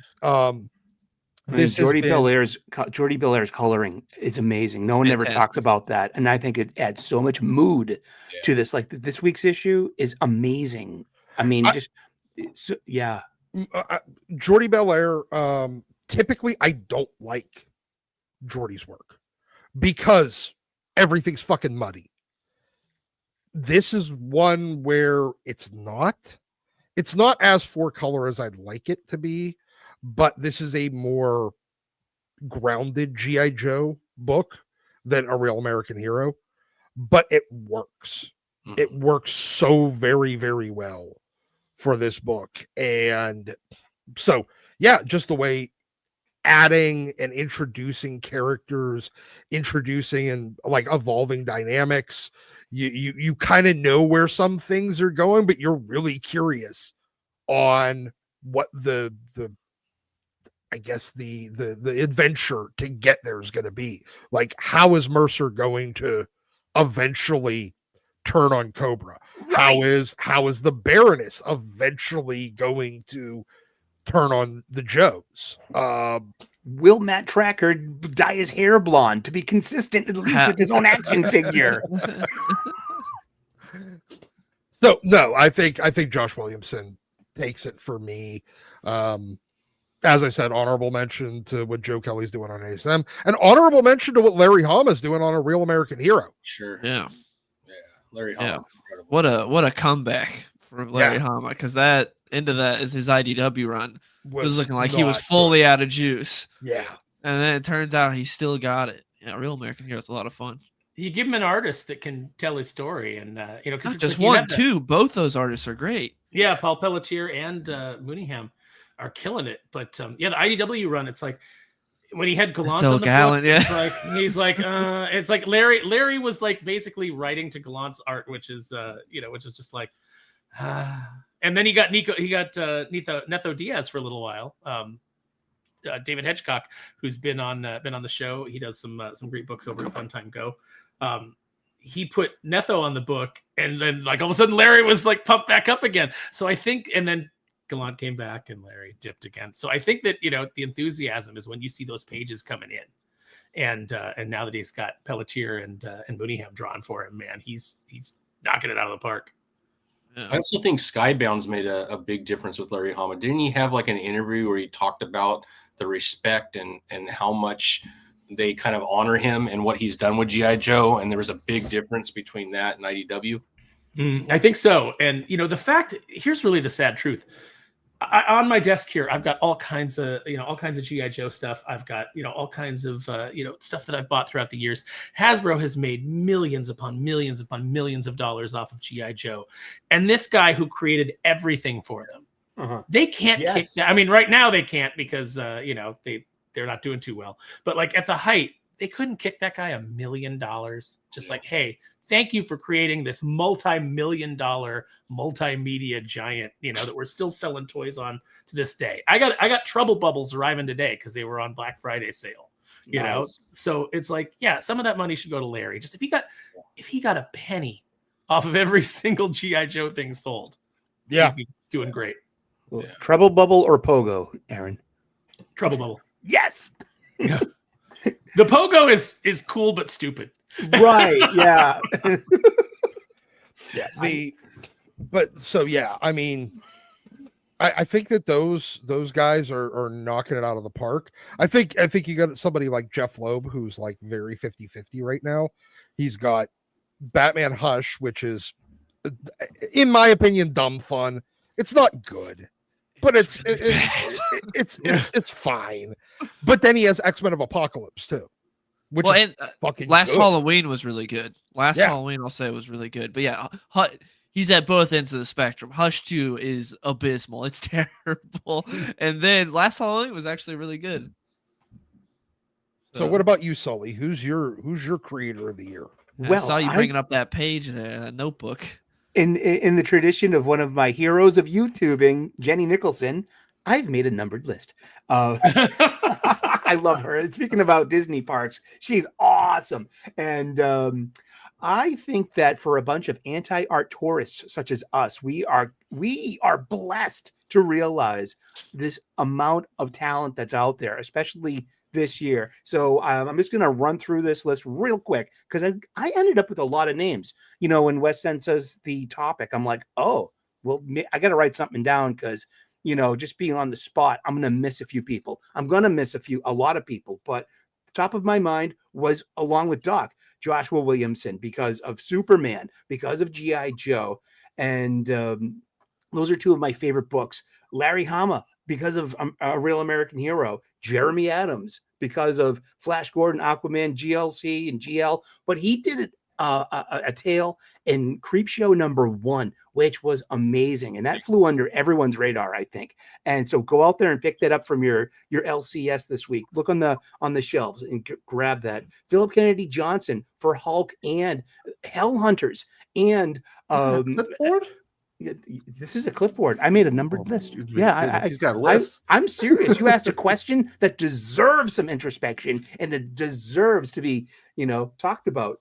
I'm blessed and grateful for the Marvel bullpen right now because they're consistent. I didn't read a lot of Marvel this week, but all year long, are you kidding me? I've read hundreds of Marvel books this calendar year because they were part of just part of the thing, man. This thing of ours. And they were made available to me, and I'm happy to read these comics, and I'm happy to buy the best ones that leap out. But Ben Percy, Brian Hill, and even Jed McKay, because let's not forget Moon Knight. Moon Knight, a great title. Like Jeff Johns, Mark Miller. I mean, for outside the big two, they've had big years. I mean, we are blessed and grateful to have this amazing amount of talent out there. And for artists, Nick Klein, Jorge Corona, Dev Pramalek, who's doing a lot of work on Moon Knight, and Evan Cagle, who has just nailed it with this week's New Gods #12 in particular. We should feel blessed and grateful. We have a lot of talent, and there's a lot of good comics out there. Juan Ferreira. Add to your artist list. Yeah. Oh, I'd also like to take back. I said Alan Davis for my Nightwing Nightcrawler crossover. I'd like to replace him with Joe Madeira on that. Oh, I think that'd be really good. Not exactly an active creator in 2025, but you bring up Geoff Johns, and I would say he's writing Geiger, Red Coat, Rook Exodus, and the Hyde Street. Yeah, and they're all did great. My top 25 or 30 books of the year, I think all 4 of them would be on it. Nobody's doing more good books than Geoff Johns this year. Yeah. The closest one probably is Jeremy with 3 books. And I would throw Robert Kirkman in there too. Well, yeah, Kirkman's got what? Skinbreaker. He's got Battle Rivals. Beast, and now he's Now Void Rivals. Transformers Doing goes Transformers. with that. Yep. Yeah, there's been some good ones. What do you think about Geoff Johns? Is he? Do you want him to come back to DC Comics, Dylan, or are you happy with him doing his Ghost Machine stuff? I'm happy with what he's doing at Ghost Machine. I'd love to see him back at DC, eventually. I think that'd be cool, and you could have a really nice homecoming for him if they give him the respect and as with Doomsday Clock. I know all the delays and everything, but still, just throwing that under the bus when that was such a great event and set off a nice launch pad for DC going forward, and just to throw it in the can was kind of disrespectful to one of the greats. But I love what he's doing at Ghost Machine. What's your #1 title at Ghost Machine? I guess I'll still go with Geiger, but just because we just got Rook back, because it's only 2 issues in going back. But it's between those 2. But I love all 4 of them are great. Hyde Street's great. Kind of overtaken. Red Coat's great. Hyde Street's amazing. Yeah, it's a really good one. You can interchange all 4 of them. I wouldn't be mad at any order you put those in. All 4 of those are great. Do you have a #1 writer for the year? I'd probably give it Philip Kennedy Johnson because he has, in my opinion, the best book at both Marvel and DC, which I think is really hard to do. He's got Incredible Hulk and Batman Robin. To have the best ongoing at each of the big 2, I think is a pretty incredible feat. So I'd give it to Philip Kennedy Johnson. Hell Hunters might have been just the best thing that Marvel did. Yeah, and Hell Hunters was great with Adam Gorham, who's really good. And also he came on for he filled in for Incredible Hulk for a bit, and he was really good because I know that was one of the things with Incredible Hulk was when Nick Klein's not on, it's man, the backup artist, not the best. But Adam Gorham came in for an issue or 2, and he did really good as the backup artist. And then for my artist, I'd give it to Hayden Sherman because what he's doing with Absolute Wonder Woman and with Batman Dark Patterns, man, his panel layouts are crazy. I love it, and his his style really fits that world of dark patterns. Mhm. Hayden Sherman's killing it. It feels like Dan Mora might be it's him or Juan Ferreira for me. Dan Mora is putting out more great work than anybody, but I think Juan's got like just the coolest looking book with TMNT. Obviously, it's over now. Yeah. What do you think, Tommy? What are your big answers on this one? And it's a tough one. There's a lot of really good stuff, but I mean, Jim Zub, Robert De La Torre, Doug Bradway. Conan has just been so good. And then you have on the Conan, what's the other title? The Savage Sword of Conan, or like some of the Serpents? stories throughout there have been great. Liam Sharp. I mean, there's just been a lot of really good artists that have been in that title, and a lot of awesome stories. But I mean, Jim Zub and what he's done with Conan and kind of leading that entire team of Conan over there, and just honoring Robert E. Howard. I just feel like if Robert E. Howard was alive, these are some of the stories that would be told. He's just done such a good job. I love him. I agree with Philip Kennedy Johnson to have 2 titles at 2 different major publishers, probably some of the best books at each publisher. But I got a whole list of, it's really hard to pick. Joshua Williamson, what he's doing with G.I. Joe, has been Superman great as well. Superman. Yeah. I mean, just, you go on and on and on, man. There's just a lot of really good stuff. Jeff Johns and what he's doing, 4 titles, like you said, that are just incredible. I don't know if he'll ever go like owning your own company like that. It's like an all-star team over there. Like there's really nobody bad over there. It's incredible. Yeah, he definitely spared no expense on the artist. No. Just say Rick Remender's doing really good this year too. Yeah. We got Escape and the Sacrificers. Incredible. Yes. This week's Sacrifice is pretty nuts, huh? Yeah. We got that time jump and yeah. Like, what the hell just happened here? I think I missed something. But so you like Escape a lot. So it's like a World War II. So good. Bears and dogs flying planes shit. Yeah, it's anthropomorphic animals and the bats are the axis. So it's really cool. So good. I thought they were like miniature Dobermans or something. It was bats. Yeah, it's bats.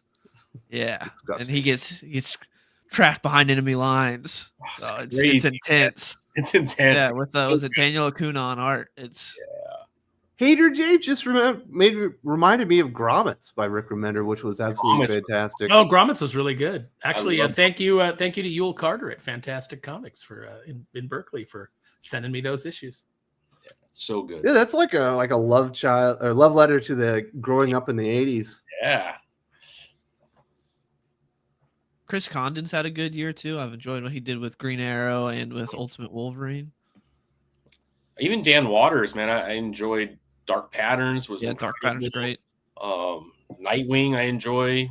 I thought he's done pretty good too. Nightwing's messing with me, man. I can't get into that. Like the Circus Freak story has been going on for feels like a year and a half. Yeah, I've enjoyed it. I do like the Dexter Soy art a lot. Though. Yes, Dexter Soy is incredible. Incredible art with Nightwing. There's a lot of good stuff. Yeah. A lot of good stuff, man.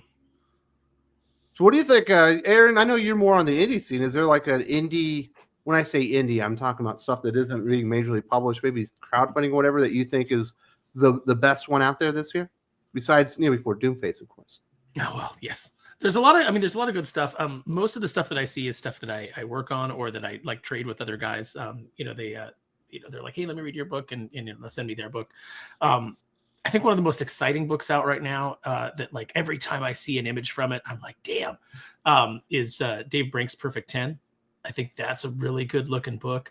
I think that Vaughn Coleman's Phenomenova is spectacular. Obviously, we've sung the praises of Renee's Fiendish on this channel more than once. We've had Renee and Vaughn on the channel.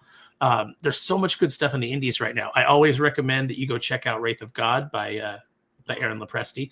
And I would say that now's the time, if you have not yet jumped into the Black and White universe, to go get caught up, because Art's working on Sins of the Father right now. I co-wrote that with him, and it's the best art of like his career. His inks are just so good on this book. I'm really excited for people to see it. I think it's a sleeper, and I think people are really going to be interested when they get it. What I tried to do is I tried to bring out more personality in both the characters of Black and White. I tried to do more with their relationship. I tried to give them more of a banter between them, and I think it all came together really nice. So I would definitely say check out Black and White Volume 3, Sins of the Father, and if you've never read any Black and White, catch up on Volumes 1 and 2.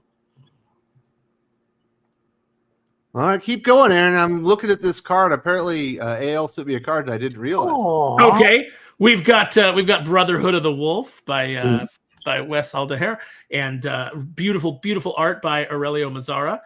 You got some Renzo covers and stuff in there too. That is a book that I edit. I do not write that one, but I do edit it, and that's coming together beautifully. Aurelio Mazzara, of course, does Unholy Nightmare with Drew, which is another book that I recommend that I edit. We've got the stuff over at TCM Press. We've got Silent Nights. I'm working on book 2 right now. We're getting that colored. Book 3, the art is being inked, so that's going to continue. Had a little bit of a Kickstarter disaster with that book, but moving forward, everything's going to be done through TCM's own website, so no more Kickstarter for that. So that should, no more fulfillment companies, just directly through the Comic Mint. So that should solve a lot of problems. I'm forgetting like a ton of people. I think that there's just so much out there on the indie scene that's good to go. I've edited a couple of westerns that I don't know if they've been announced yet, but like those are going to be great. So just some beautiful artwork. Like everything that I've gotten to work on. Everybody who's come and hired me to edit their book, who's like new or they're like, I've been thinking about this for a while and now I'm doing it. I've been very fortunate. Everybody has brought me just spectacular projects. I haven't had to tell anybody no or rework this. It's not good. Everybody is like bringing top tier stuff. So the indie scene right now is I think where it's at. And and obviously Brett is here in the chat. I was just about to bring it up, but I didn't want to talk about I'm like talking about too many things that I'm writing. But Vengeance of Vincent Spector, which if you got the New York Comic-Con Doomface preview, there's a 5-page Vincent Spector preview in the back, and that is a noir book that I'm doing with Brett. Renzo's drawing it, Oscar's coloring it, so it's the Doomface team, but on a very different project than Kneel Before Doomface. So if you like The Shadow, if you like any of that old noir stuff, that's what we're going for there, and it's the first time I've ever done anything like that. So I definitely recommend checking that out. We'll be launching that next year. Very, very nice. So Sully, who's your artist of the year, buddy?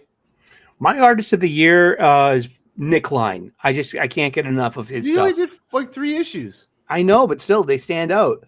I mean, the panel where he rips Abomination rips Banner out of Bruce Hulk. Banner out of the Hulk is the best panel of the year. Holy shit! Crazy. It's so great.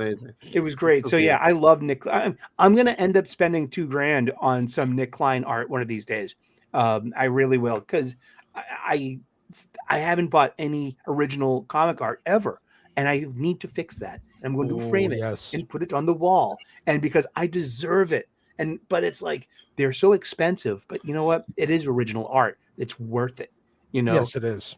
But going with Aaron for just 1 second about indies, Indie Darling and had a great 2025 is our friend Per Berg. I just got this in the mail the other day. Hotel Story #2. I picked up a 2-pack. And what I noticed was he's switched in print from Narwhal to his given name, Per Berg. So the days of Narwhal appear to be over. Long live Per Berg, because he did Vatican City with Mark Miller earlier this year too. And I can't wait to get into this. I love Per's stuff. He's great.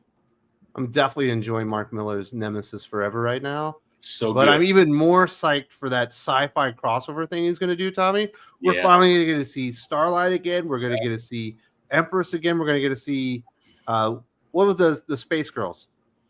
Oh, now that you said that, I can't think of Was it. it Sharky the Bounty Hunter? Was that in? That'll probably be in there too. But I forget the name of that. But we're getting all those sci-fi characters finally getting together, like a big game type crossover, but in space. That'd be great. That'll be good. I remember Mags Assaggio accusing Mark of stealing Kim and Kim, and it's like for those bounty hunter girls, and I was like, I mean, Dirty Pair is a thing, so it's like you didn't invent bounty hunter girls in space. Definitely not. What do you think's been the best Mark Miller thing this year, Tommy? Oh, Nemesis. I'm loving Nemesis. Absolutely love Nemesis. Do you think he's going to live at the end?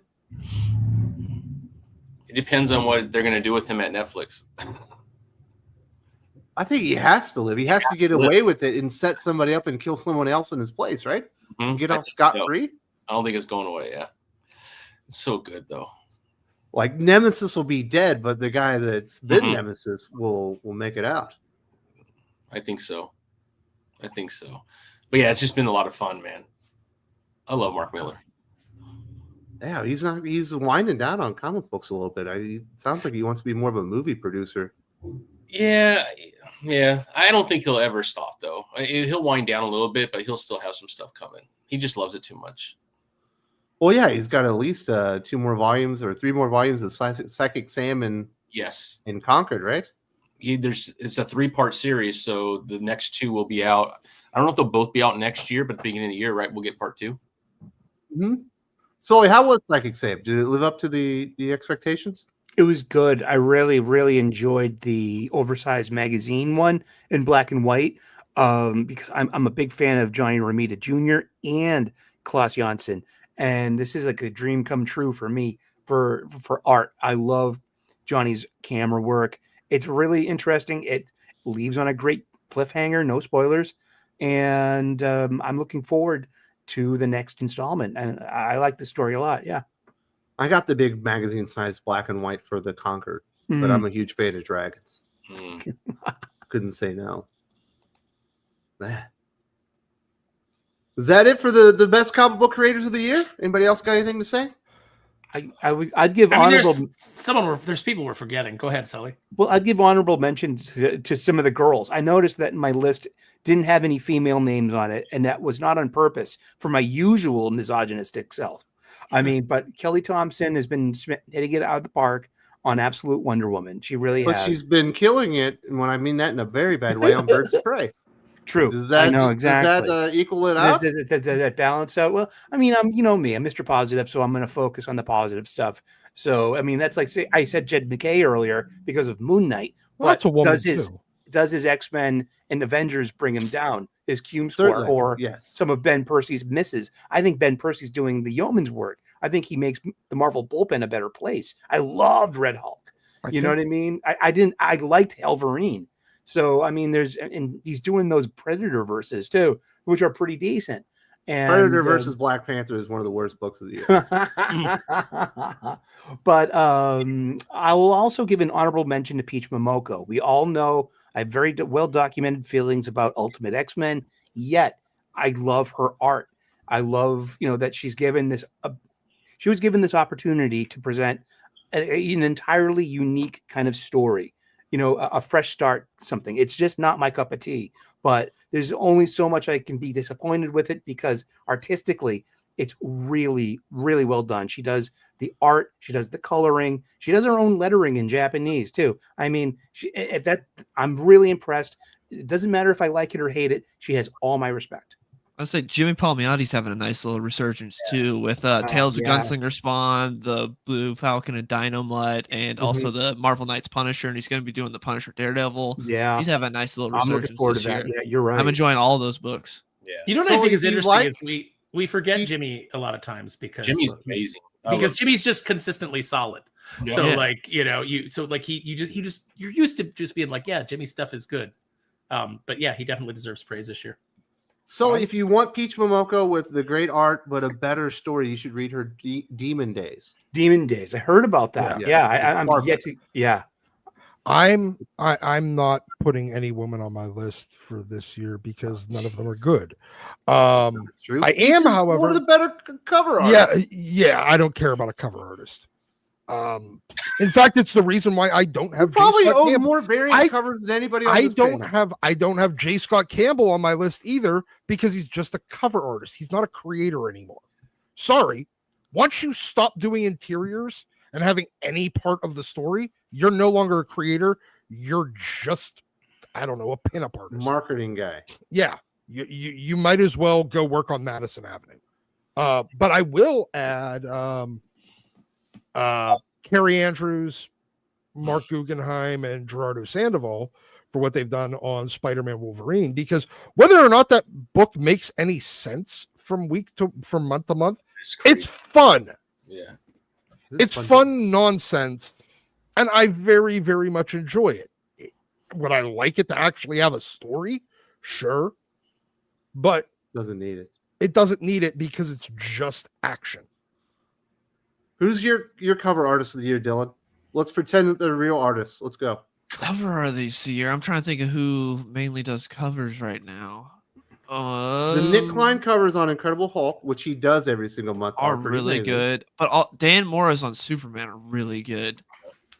He's putting up the Kubert stuff on G.I. Joe, which has been phenomenal. True. Oh yeah. Kubert's G.I. Joe covers are great. Yeah. Man, we forgot about Chris Mooneyham on that G.I. Joe. No, we talked about. We mentioned him while you were gone. He's been great.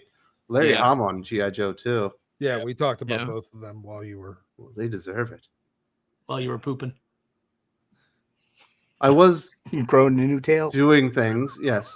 20 pounds Tommy, do you have a favorite cover artist of the year? You know, I'm a big. I'm probably the only one. Eric Canetti is doing every cover on every book from every publisher right now. Yes.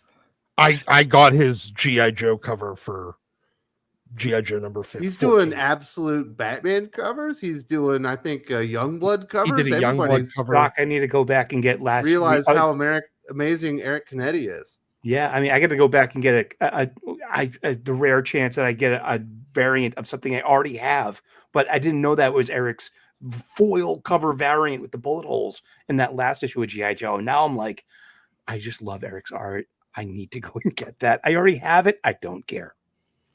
You should definitely go get that. I'm falling for it. The variant scheme. But I want the art. Yeah, I love it. Yeah. Well, very nice. Let's hear for the peoples. We have somebody here, Doc. That Subhuman wants to know what app you use to keep track of your collection. We do not need the 10-minute spiel about it. No. I use CLZ, the CLZ Comics app. It is it's really good. It's very slim in that it doesn't eat up a lot of memory on your device. It's cloud based. No, they've switched. Unfortunately, they've recently switched over to, I think, $15 a year for the subscription model. It's really not bad. $20. Oh, it's up to 20. Yeah, it's 20. Oh, okay. I think I locked it at 15 a couple of years ago. It doesn't change for me. And a lot of the details on the books are crowdsourced. It's cloud-based, so you can have it regardless of switching devices and everything. And it's really very good app. And you're managing what, like a 20,000? About 15,000. 15,000 copy collection. So yeah, you can handle it in that. Yeah, you can do bulk editing and stuff whenever you need to. It's pretty easy. Is it pretty good at recognizing some of the newer stuff, Doc? Yes. You just scan the code, right? Yeah, you can just scan the barcode and it automatically brings it up. Or you can search for it, or hell, it actually has if there's, say it's like a Virgin cover that has no barcode, no masthead, no anything. You're like, I don't even know what fucking comic this is. It'll actually scan the cover art and do a comparison through, image gallery and image search. Very good. Rate that 7. Marvel should hire Larry Hama to write Captain America and a new S.H.I.E.L.D. book. I could get behind this. Sure. I look, anything that puts more money in Larry's pocket. I'm happy. That guy deserves. He deserves to be better off than he is in his elder years. I got it. How about Larry Hama on Wolverine? Again? Oh yeah. Oh my God! Please. I think Larry Hama on Daredevil. Yeah, Larry Hama on Daredevil. You know what? Actually, can we just replace all the Stephanies with Daredevil? You mean with Larry? Larry Hama. Yeah, with Larry Hama. Yeah, like replace. No Stephanie Phillips Daredevil. Larry Hama Daredevil. No Saladin Ahmed. Actually, I'm including Saladin in the Stephanies now. That's the level of writing I think we get from him. So yeah, like just put Larry on that book. Come on. We got a lot of Larry questions. Subhuman says, do you think Hama will finish his run on A Real American Hero when he retires? and let the Skybound G.I. Joe be the only ongoing series. He started it. He should end it. Absolutely. I think that's what they should do. Mm. I don't know if they will. I mean, Can he's that tie the 76. end, though? He's 76 years old. So, I mean, Well, no, because look, they've already done a G.I. Joe, a Real American Hero title without the Devil's Due version was G.I. Joe, a Real American Hero, with Josh Blaylock writing. Yeah. So they've done G.I. Joe, like the licensor, as in Hasbro has continued the book without Larry. Would you prefer them to stop it at the numbering Yes. and then start over with the new number 1? And start volume 2? Yes. That's what I think they do. Yeah. Look, honestly, if it wasn't for the legacy of that book, I think Hasbro would love to have American taken out of G.I. Joe altogether. Yeah. We see it when they try to G.I. do Joe, a real multimedia. hero?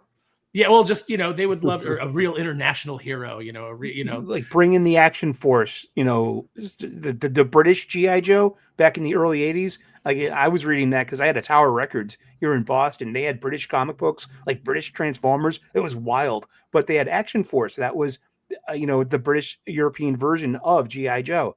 And it was just like different lettering and different art. Yeah.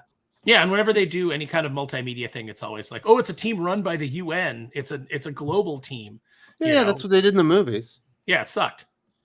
G.I. Joe is an inherently American property, and it needs to remain so. But Hasbro wants to get away from that. Even when you read the blurbs on the what they do for G.I. Joe now, Cobra is no longer called a terrorist organization. No. They're called a criminal organization.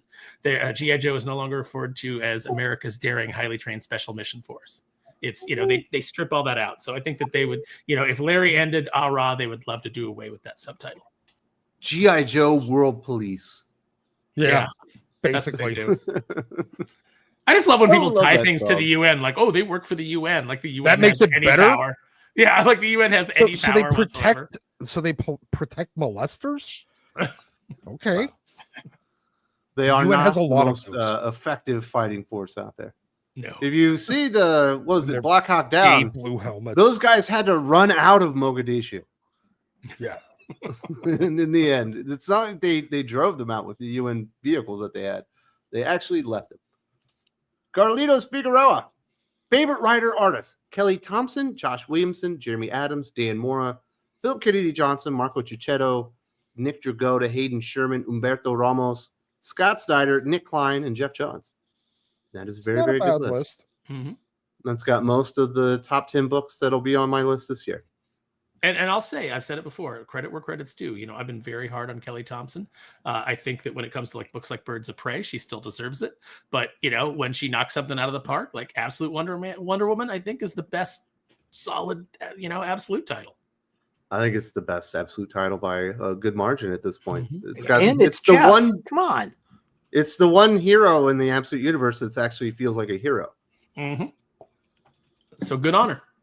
Yeah, but she does also do It's Geoff. So Sully, Yes.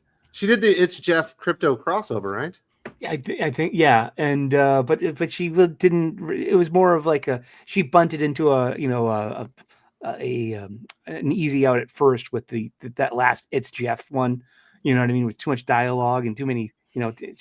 I don't know what you mean because I've never cracked the book open. You're gonna have to you're explain this missing one to out, me. man. You might want to read it to the kids. Nah, I'll just keep reading Dogman. You know what I got my kids for Christmas, or my oldest one, because I was going to give him those Transformers books, but I'm not giving him that now. I'm giving him like the full collection of the Zelda mangas. Ooh, nice. He loves Zelda, so it's got like Ocarina of Time and all that kind of stuff in it. But he's going to have to learn to read, from right to left. The movie stills look great so far. Like I'm actually optimistic for the Zelda movie. It's weird. I did forget about Marco Cicchetto, Dylan, because that amazing Ultimate Spider-Man book has not had enough Spider-Man in it. But when Marco Cicchetto gets the opportunity, it looks amazing. It does. But yeah, and also, he does not on every issue. He takes some breaks too. He does take a couple of issues off here and there. Yeah. And he's doing the covers for Punisher Red Band as well. Yeah. So who do you think's the better creator on Absolute Batman? Do you think it's the Nick Dragotta show or is it the Scott Snyder show? Dragotta. If it wasn't for Dragotta, I probably would not have as much fun with it because it is big dumb Batman. Yeah, Dragotta makes it fun. It looks so cartoony and so big. It's bigger than life. It's using the medium. I think his art for its advantage. Mm-hmm. His art definitely is a huge part of it, but when Clayman was on there, I still really enjoyed that issue too. So, well, Clayman, got another great artist on there. Yeah, I mean, just saying that I enjoyed Clayman art is yeah. like When that one Gabriel Walker Hernandez guy got on there, it looked like shit. Yeah, but that was. Well, can we not a curse good now that artist. Grandpa Tommy's on the channel? Is she? She can't hear us, right? Yeah, you're good. You're good. Okay, I don't want to be cursing in front of the little ones. Congratulations. Yeah, thank you, Do my they wife. call you Pop? Grandpa? What do we go with? Papa. Abuelo. Very nice. Yeah. Sorry, my wife had to go get my daughter, and we're the only ones home. So, Dude, it's funny that you. I It's got funny that kids your too. Nick. It's funny that your grandkids call you Papa because Doc has a shirt that says Big Papa. Oh no, it's terrible. different Papa, I think. Different Papa. Here Gotta bring we it back. call the grandparents Lolo and Lola. Oh yeah. Yeah. No, that's my That's other shirt. It says Poppy. No, we don't need to hear about that one, dude. He's got the Eddie Guerrero "I'm Your Poppy" shirt. Doc does the. Although, Dylan, I do think it feels like Hayden Sherman is kind of elevating and elevating and elevating. He just got the Scott Snyder, Josh Williamson, James Tynan backup story. Yeah, the had that biggest one in there. nice splash page. That was awesome. Oh, I love the one with the Sanctum Sanctorum when you had them kind of looking out. Yeah. That's a good I really liked the work Hayden Sherman's doing. Yeah, very, very interesting. I definitely think he's getting elevated. Although I guess I should give Humberto Ramos some credit because he's the only reason that I think Fantastic Four is even remotely readable. The story itself hasn't been very good, but good selections. Carlitos Figueroa. We got Tyler Golazinski, aka Darker L, on the Patreon. All hail to the three greatest comic creators in the Mojo Dobo of Doomface, the creator of Lexi Vega, the Santa of Thinking Critical, Aaron Sparrow. I'm the Santa of Thinking Critical. I like that. Thank you. Thank you very much for the compliment. I appreciate Does that mean you're jolly and you have a bowl full of jelly? I am jolly, and when I laugh, it's like my belly is like a bowl full of jelly. But Lexi's a great character, looking character, by the way. She's a lot of fun. She'll get more fun as the series goes on. I think I thought the cover with her in the photo lineup, the police lineup, was the best. Yeah, that was based off of a Yuri Han cover that Matt Moylan commissioned for the game Street Fighter game gals that I did. I saw the Yuri cover and I was like, I want one of that, like Lexi. And we revised her face 3 times. It was just not quite there, not quite there, not quite there. And then this latest iteration, I'm nailed it. Yeah. So thank you very much. Love having Aaron on here onto the channel every week. Appreciate that. We do have some time. Let's talk about this Batman Deadpool DC Marvel crossover. I thought the Deadpool Batman stuff was very disappointing, very paint by numbers, least creative idea possible. And I thought Batman Deadpool under Grant Morrison really elevated the game. But for some reason, Sully thinks that I'm completely wrong. I don't think you're completely wrong. I just have one of our classic differences of opinions, which prove that we are not an echo chamber here at Comics Aficionados. No one ever said what we were at Echo Chamber. That's crazy. No one who matters. Nobody that's actually watched the channel would say that. Exactly. Yeah. I mean, and I picked it up. I'll show you. You didn't think it was creative. I liked this overall. I really liked the book. There was a few of the tales. The one thing we're going to disagree on is the John Constantine and Doctor Strange short story written by 3 writers: James Tynion IV, Joshua Williamson, and Scott Snyder, with art by Hayden Sherman. The art is really good. I mean, the storytelling is pretty. I love the panel progressions. It's pretty good there, but the story is it was kind of a wasted. It's more opportunity. Interesting than a good story. I'll give you that.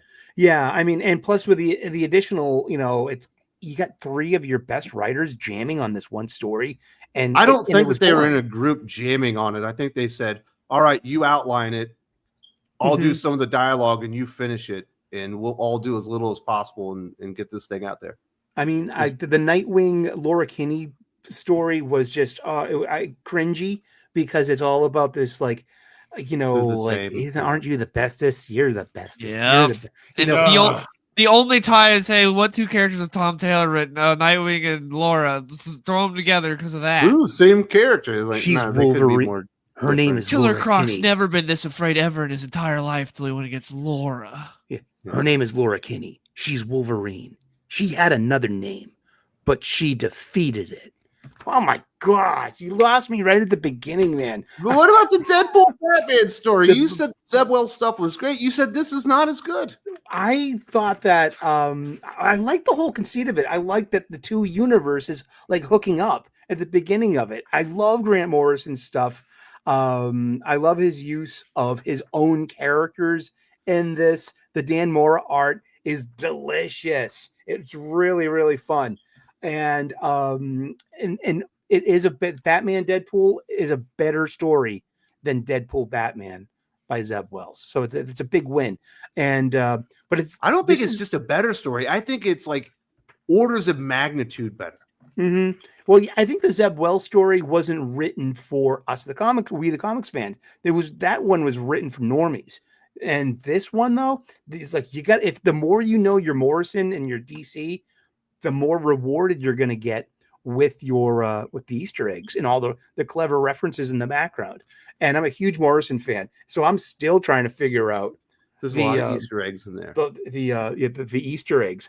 I ended up liking the Amanda Connor art and the Harley and Hulk one, and I got that's the cover I got because that happens in the book, and I love Amanda Connor's art.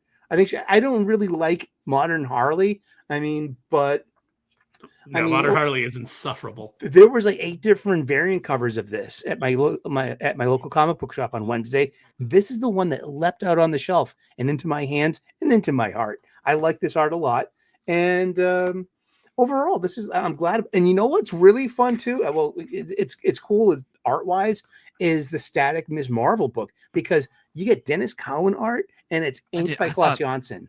I thought that one did not look very good. There's some ugly panels in that one. That was the only one where I thought the art was not very good. Because Dennis Cowan shouldn't be doing like a really like bright character like Miss Marvel. He should do something like The Question, something really dark and grim. And it's only it's 5 pages long too, so it's pretty short. But I like Dennis Cowan's art and I like Klaus Janson. So I think for me, it's like I'm an old timer now. So these are the people I grew up with, and I just appreciate their art, and they're still plying their trade in a way. And so I agree with you there. Some of the panels are a little janky, but they're 2 of my favorite artists, and they're jamming here. So I appreciate that. I respect it. What do you think, Dylan? Were you in my camp where I thought this was like 180-degree turn from the bull crap that we got from Marvel?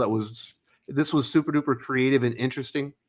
It was definitely better. I thought the first 2 stories were pretty good. I liked. Yeah, I'm just talking about the Batman Deadpool thing. Like, who cares? Oh, Batman Deadpool. Yeah, Batman Deadpool was really good. I had a lot of fun with that. You could tell Morrison actually had a goal and a story to tell, unlike the last one, which Zeb Wells felt more like meandering and like he didn't really have any ideas. This one felt like Morrison had an idea for this, and I love Batman just calling him Slade instantly, be like, "You Slade Wilson." It's like, no, I'm totally different. I'm Wade Wilson. It's like, oh, then you're no trouble. Like immediately he's like, Slade's like a competent, like I could have some trouble here, but you're not him. It's fine. Yeah, their banter was great. I love how instantly like Deadpool's just like going at him the whole time. He's like, I have like a 12-year-old sidekick. I've had like 15 of them. You're like no trouble. I can just ignore everything you're saying. It was great. Yeah, I really enjoyed it. It was much better than Zeb Wells. Like debating over the best Clint Eastwood films. Yeah, that was good. Yeah. Yeah. What do you think's the best one, Dylan? Because I think Outlaw Josie Wells is the best. Josie Wells is great, but for me, it's High Plains Drifter and Unforgiven. I think are the top 2. Yeah, Unforgiven and Firefox. I love Firefox. I understood that reference. Thank you. Did anybody else get to read the Deadpool Batman book this week? No, I avoid Deadpool like the plague, but this is the best written, Deadpool I've gotten since like Uncanny X-Force. It's not as good as Remender, but it's good. Hearing you and Dylan go back and forth on what was good about it, I think I am going to go out and pick it up. You should definitely check it out, Aaron. It's fun. It's got the Dan Mora art. It looks good too. And it's like going from scene to scene on all these things that do not go together whatsoever. So he put Dan Mora through the paces. Like he was having to just draw weird stuff after weird stuff that made no sense. You get to see him like slaughtering like 40s cartoon characters. it's really good. I like Sully saying that I enjoyed Grant Morrison's book more than Zeb Wells, which is like going, I think Ruth's Chris Steakhouse really kind of edged out Olive Garden there. So what did you think, Tommy? If you can talk now, I know that you've got some grandpa mode going too, dude. No, it was a lot of fun, man. I love the banter back and forth, and obviously the art is what really sells it. But yeah, it was a fun book, man. I'll read it again. I just really enjoyed it. I know I missed some things, but I can't wait to get back and do it again. It was a lot of fun. You do have to read it twice to kind of understand a little bit better and catch some of the Easter eggs because there's so many of them. Easter eggs. There's a ton. Yeah. So much stuff in the background. I mean, when it opens up with like the second sports master, it's like, okay, yes. we're going deep in the bag here. Yeah. Well, I guess it opens up with the two like Cosmos, like. But the last joke was great too. Like the Marvel like side is automatically going to like an app to rate the DC guy. Like, what are you doing? You can't do that right here. So, I don't know that it makes up for all the mess that was Deadpool Batman, but it was just so much more creative. Hopefully, that's what we're getting in the future, because we're going to be getting what, Superman, Spider-Man next year. Yep. And I hope there's some more as far as like all of the backup stories. I hope there's some more like better choices for crossovers instead of just being like, here's Static Shock and Miss Marvel, and here's Hulk and Harley Quinn. I hope there's more like. Why didn't we get Flash and Fantastic Four? Yeah, why was that thrown digital? And same with Thor and Shazam. That was thrown digital only too. It's like, that's a great idea. And it's the Donald Blake version. It is really too. good it's idea. Like, Who wrote that?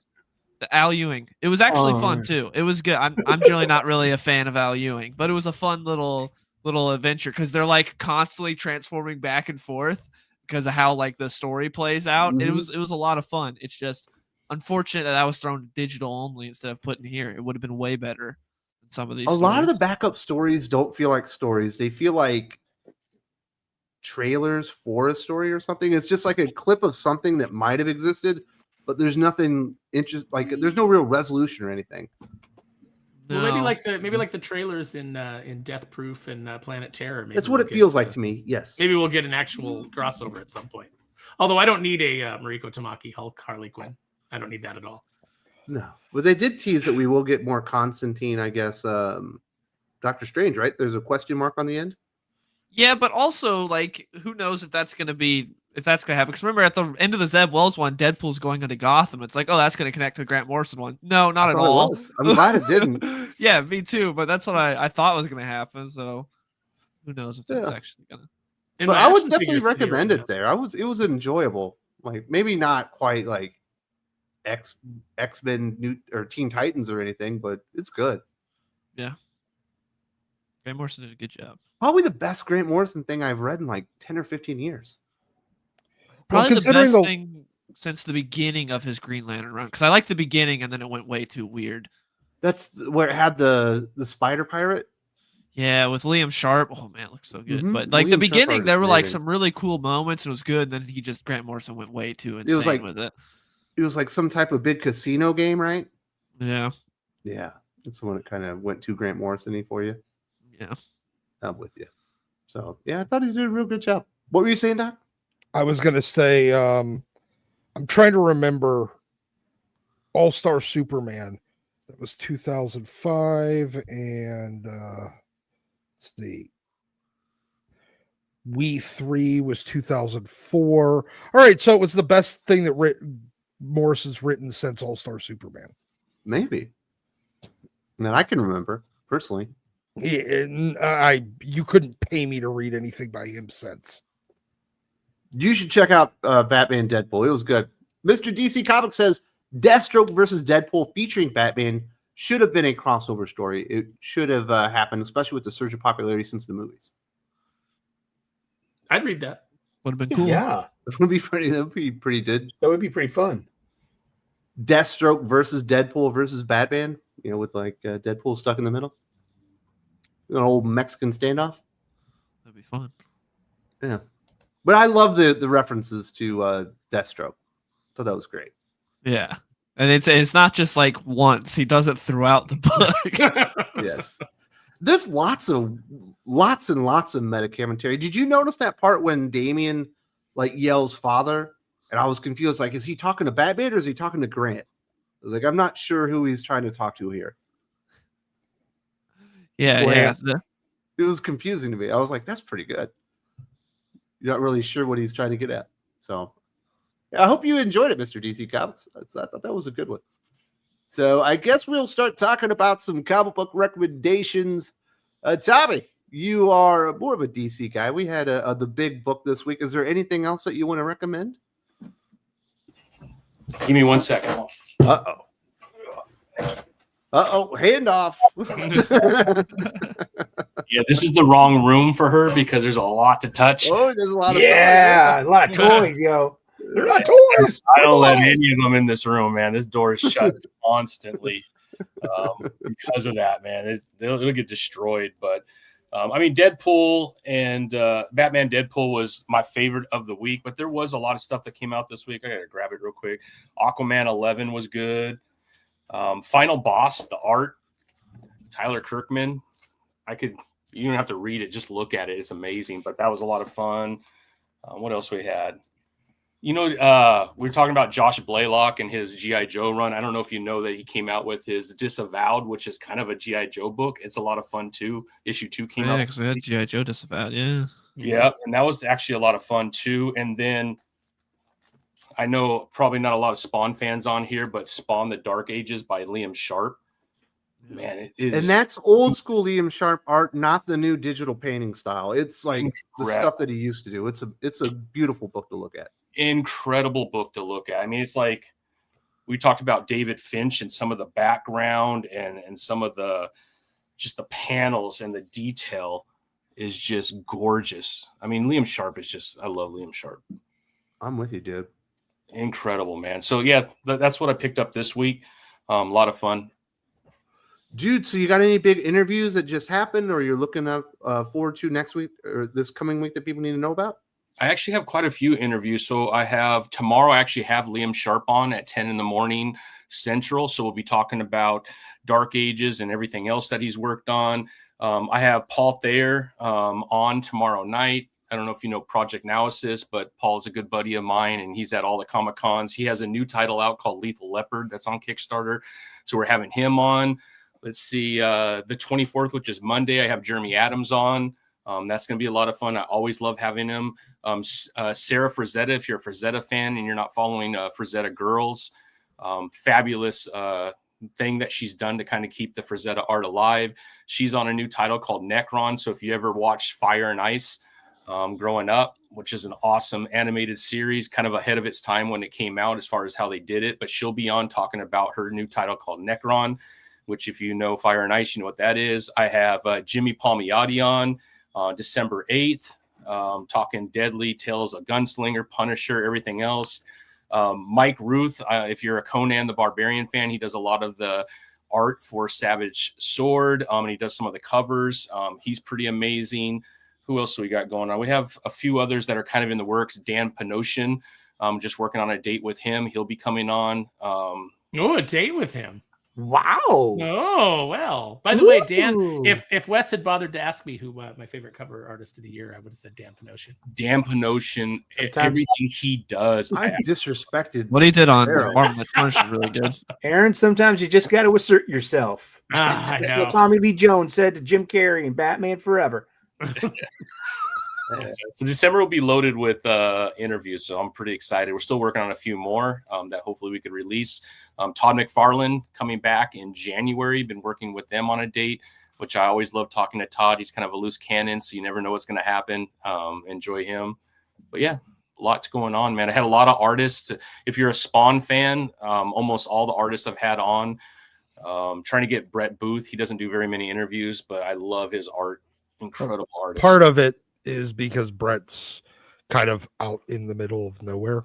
Yeah. So internet is not for streaming and stuff is not really. He doesn't really have that great of a connection. So Tommy's channel is World at War Comics, but there's also a link in the video description. Take you right there. And I appreciate it, brother.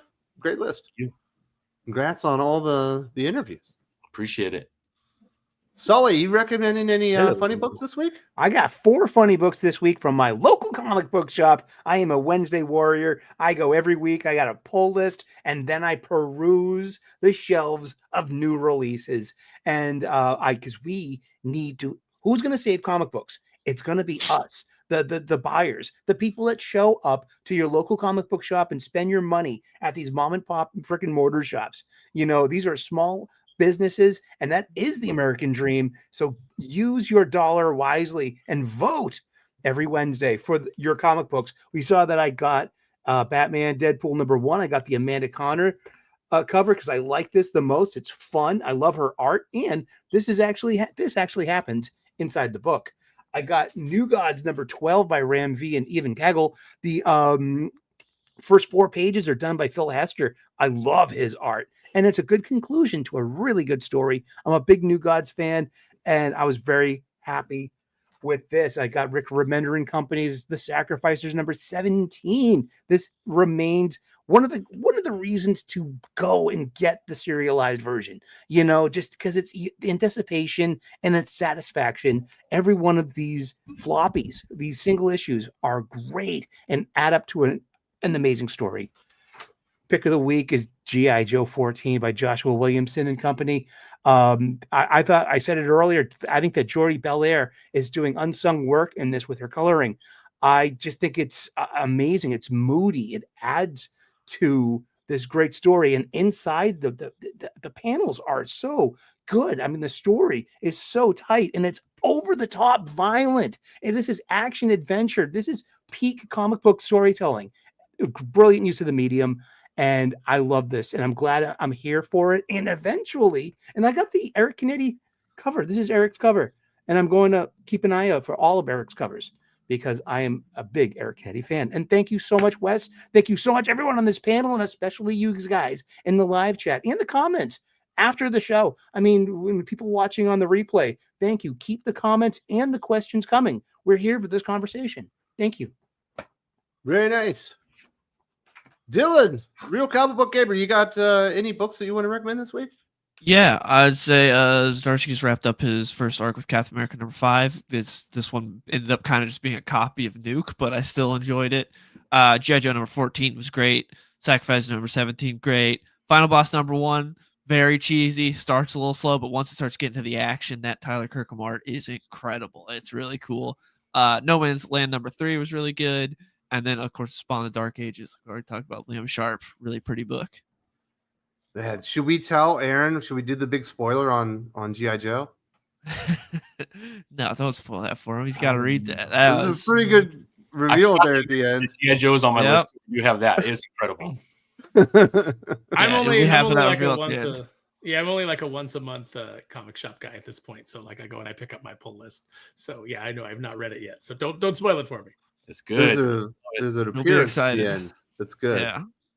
Is it Snake Eyes? Because I keep hearing people like going like 2 years of this book and no Snake Eyes, and I'm like, It's yeah, not that's Snake good. Eyes. You know, I barely noticed because there's so much going on. And when he finally gets revealed, you know what I mean? Will he be part of the other Joe team? Come on, that's a good story note. I like that.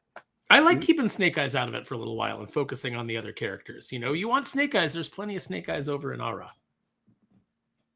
So Dylan, do you have any big videos maybe that you just released or about to release on the channel, The Real Comic Book Gamer?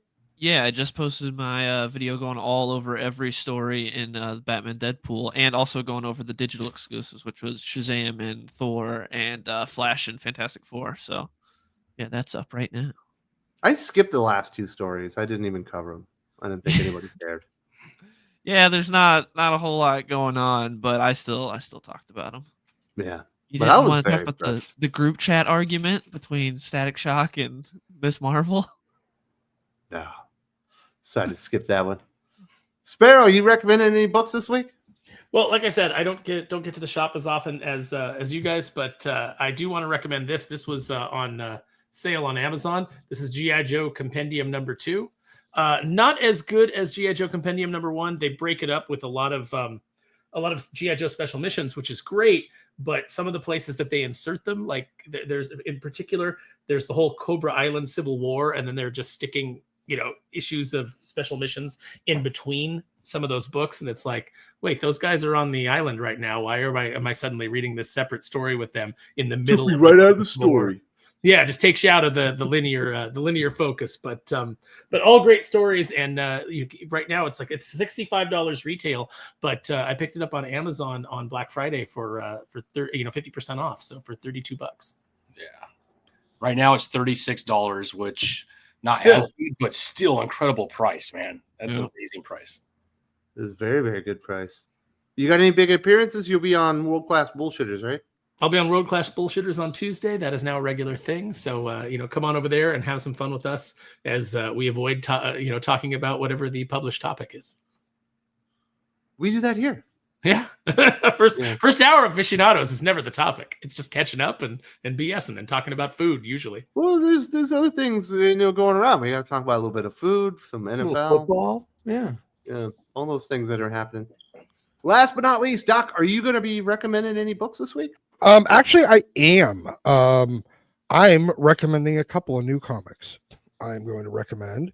We will start with G.I. Joe, and again, this is the Canetti cover because Eric is dope and this character is really fucking cool.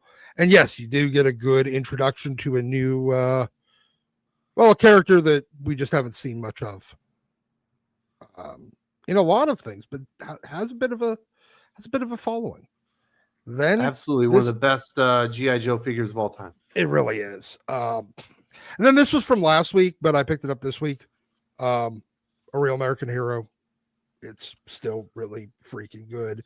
And you kind of have these parallel stories. You guys talked about it last week, so I'm not going to go on too much about it, but it's a good issue. You should definitely pick it up. I am going to recommend X-Men of Apocalypse. While it's not as good as the Alpha issue was, it is still a pretty damn good and fun book. It is a lot more nonstop action, and strangely, it's. I don't want to spoil anything for anybody, but it's a little Exiles-esque, but I dig it. And then we will go with my final recommendation, which was Uncanny X-Men 28, first appearance of Banshee. I don't know why I love this comic so much. Plus the fact that Banshee doesn't look at all like the Banshee that everybody knows for as of giant sized when he joins the team, but this weird goofy looking Banshee. I like that. I feel like they need to do a throwback to the original Banshee look in one of his appearances in the future, but I really dig the character. So yeah, those are my recommendations this week. Well, very good. Sounds like everybody's having a good time. My Missouri Tigers should be playing the Oklahoma Sooners by now. Hopefully we get a W there, and we're holding on for dear life when it comes to the Chiefs. So big weekend. Somebody asked about Viking Moon. Did anybody else read Viking Moon? No. I thought it was all right. I'm still waiting for it to pick up, but Vikings fighting werewolves and Native Americans is a fun concept. It's just waiting for the action to really start up. But it's an interesting book. But I think that'll do it, fellas. I'm going to bounce out of here, and everybody have a good weekend. Have a good Thanksgiving, everybody.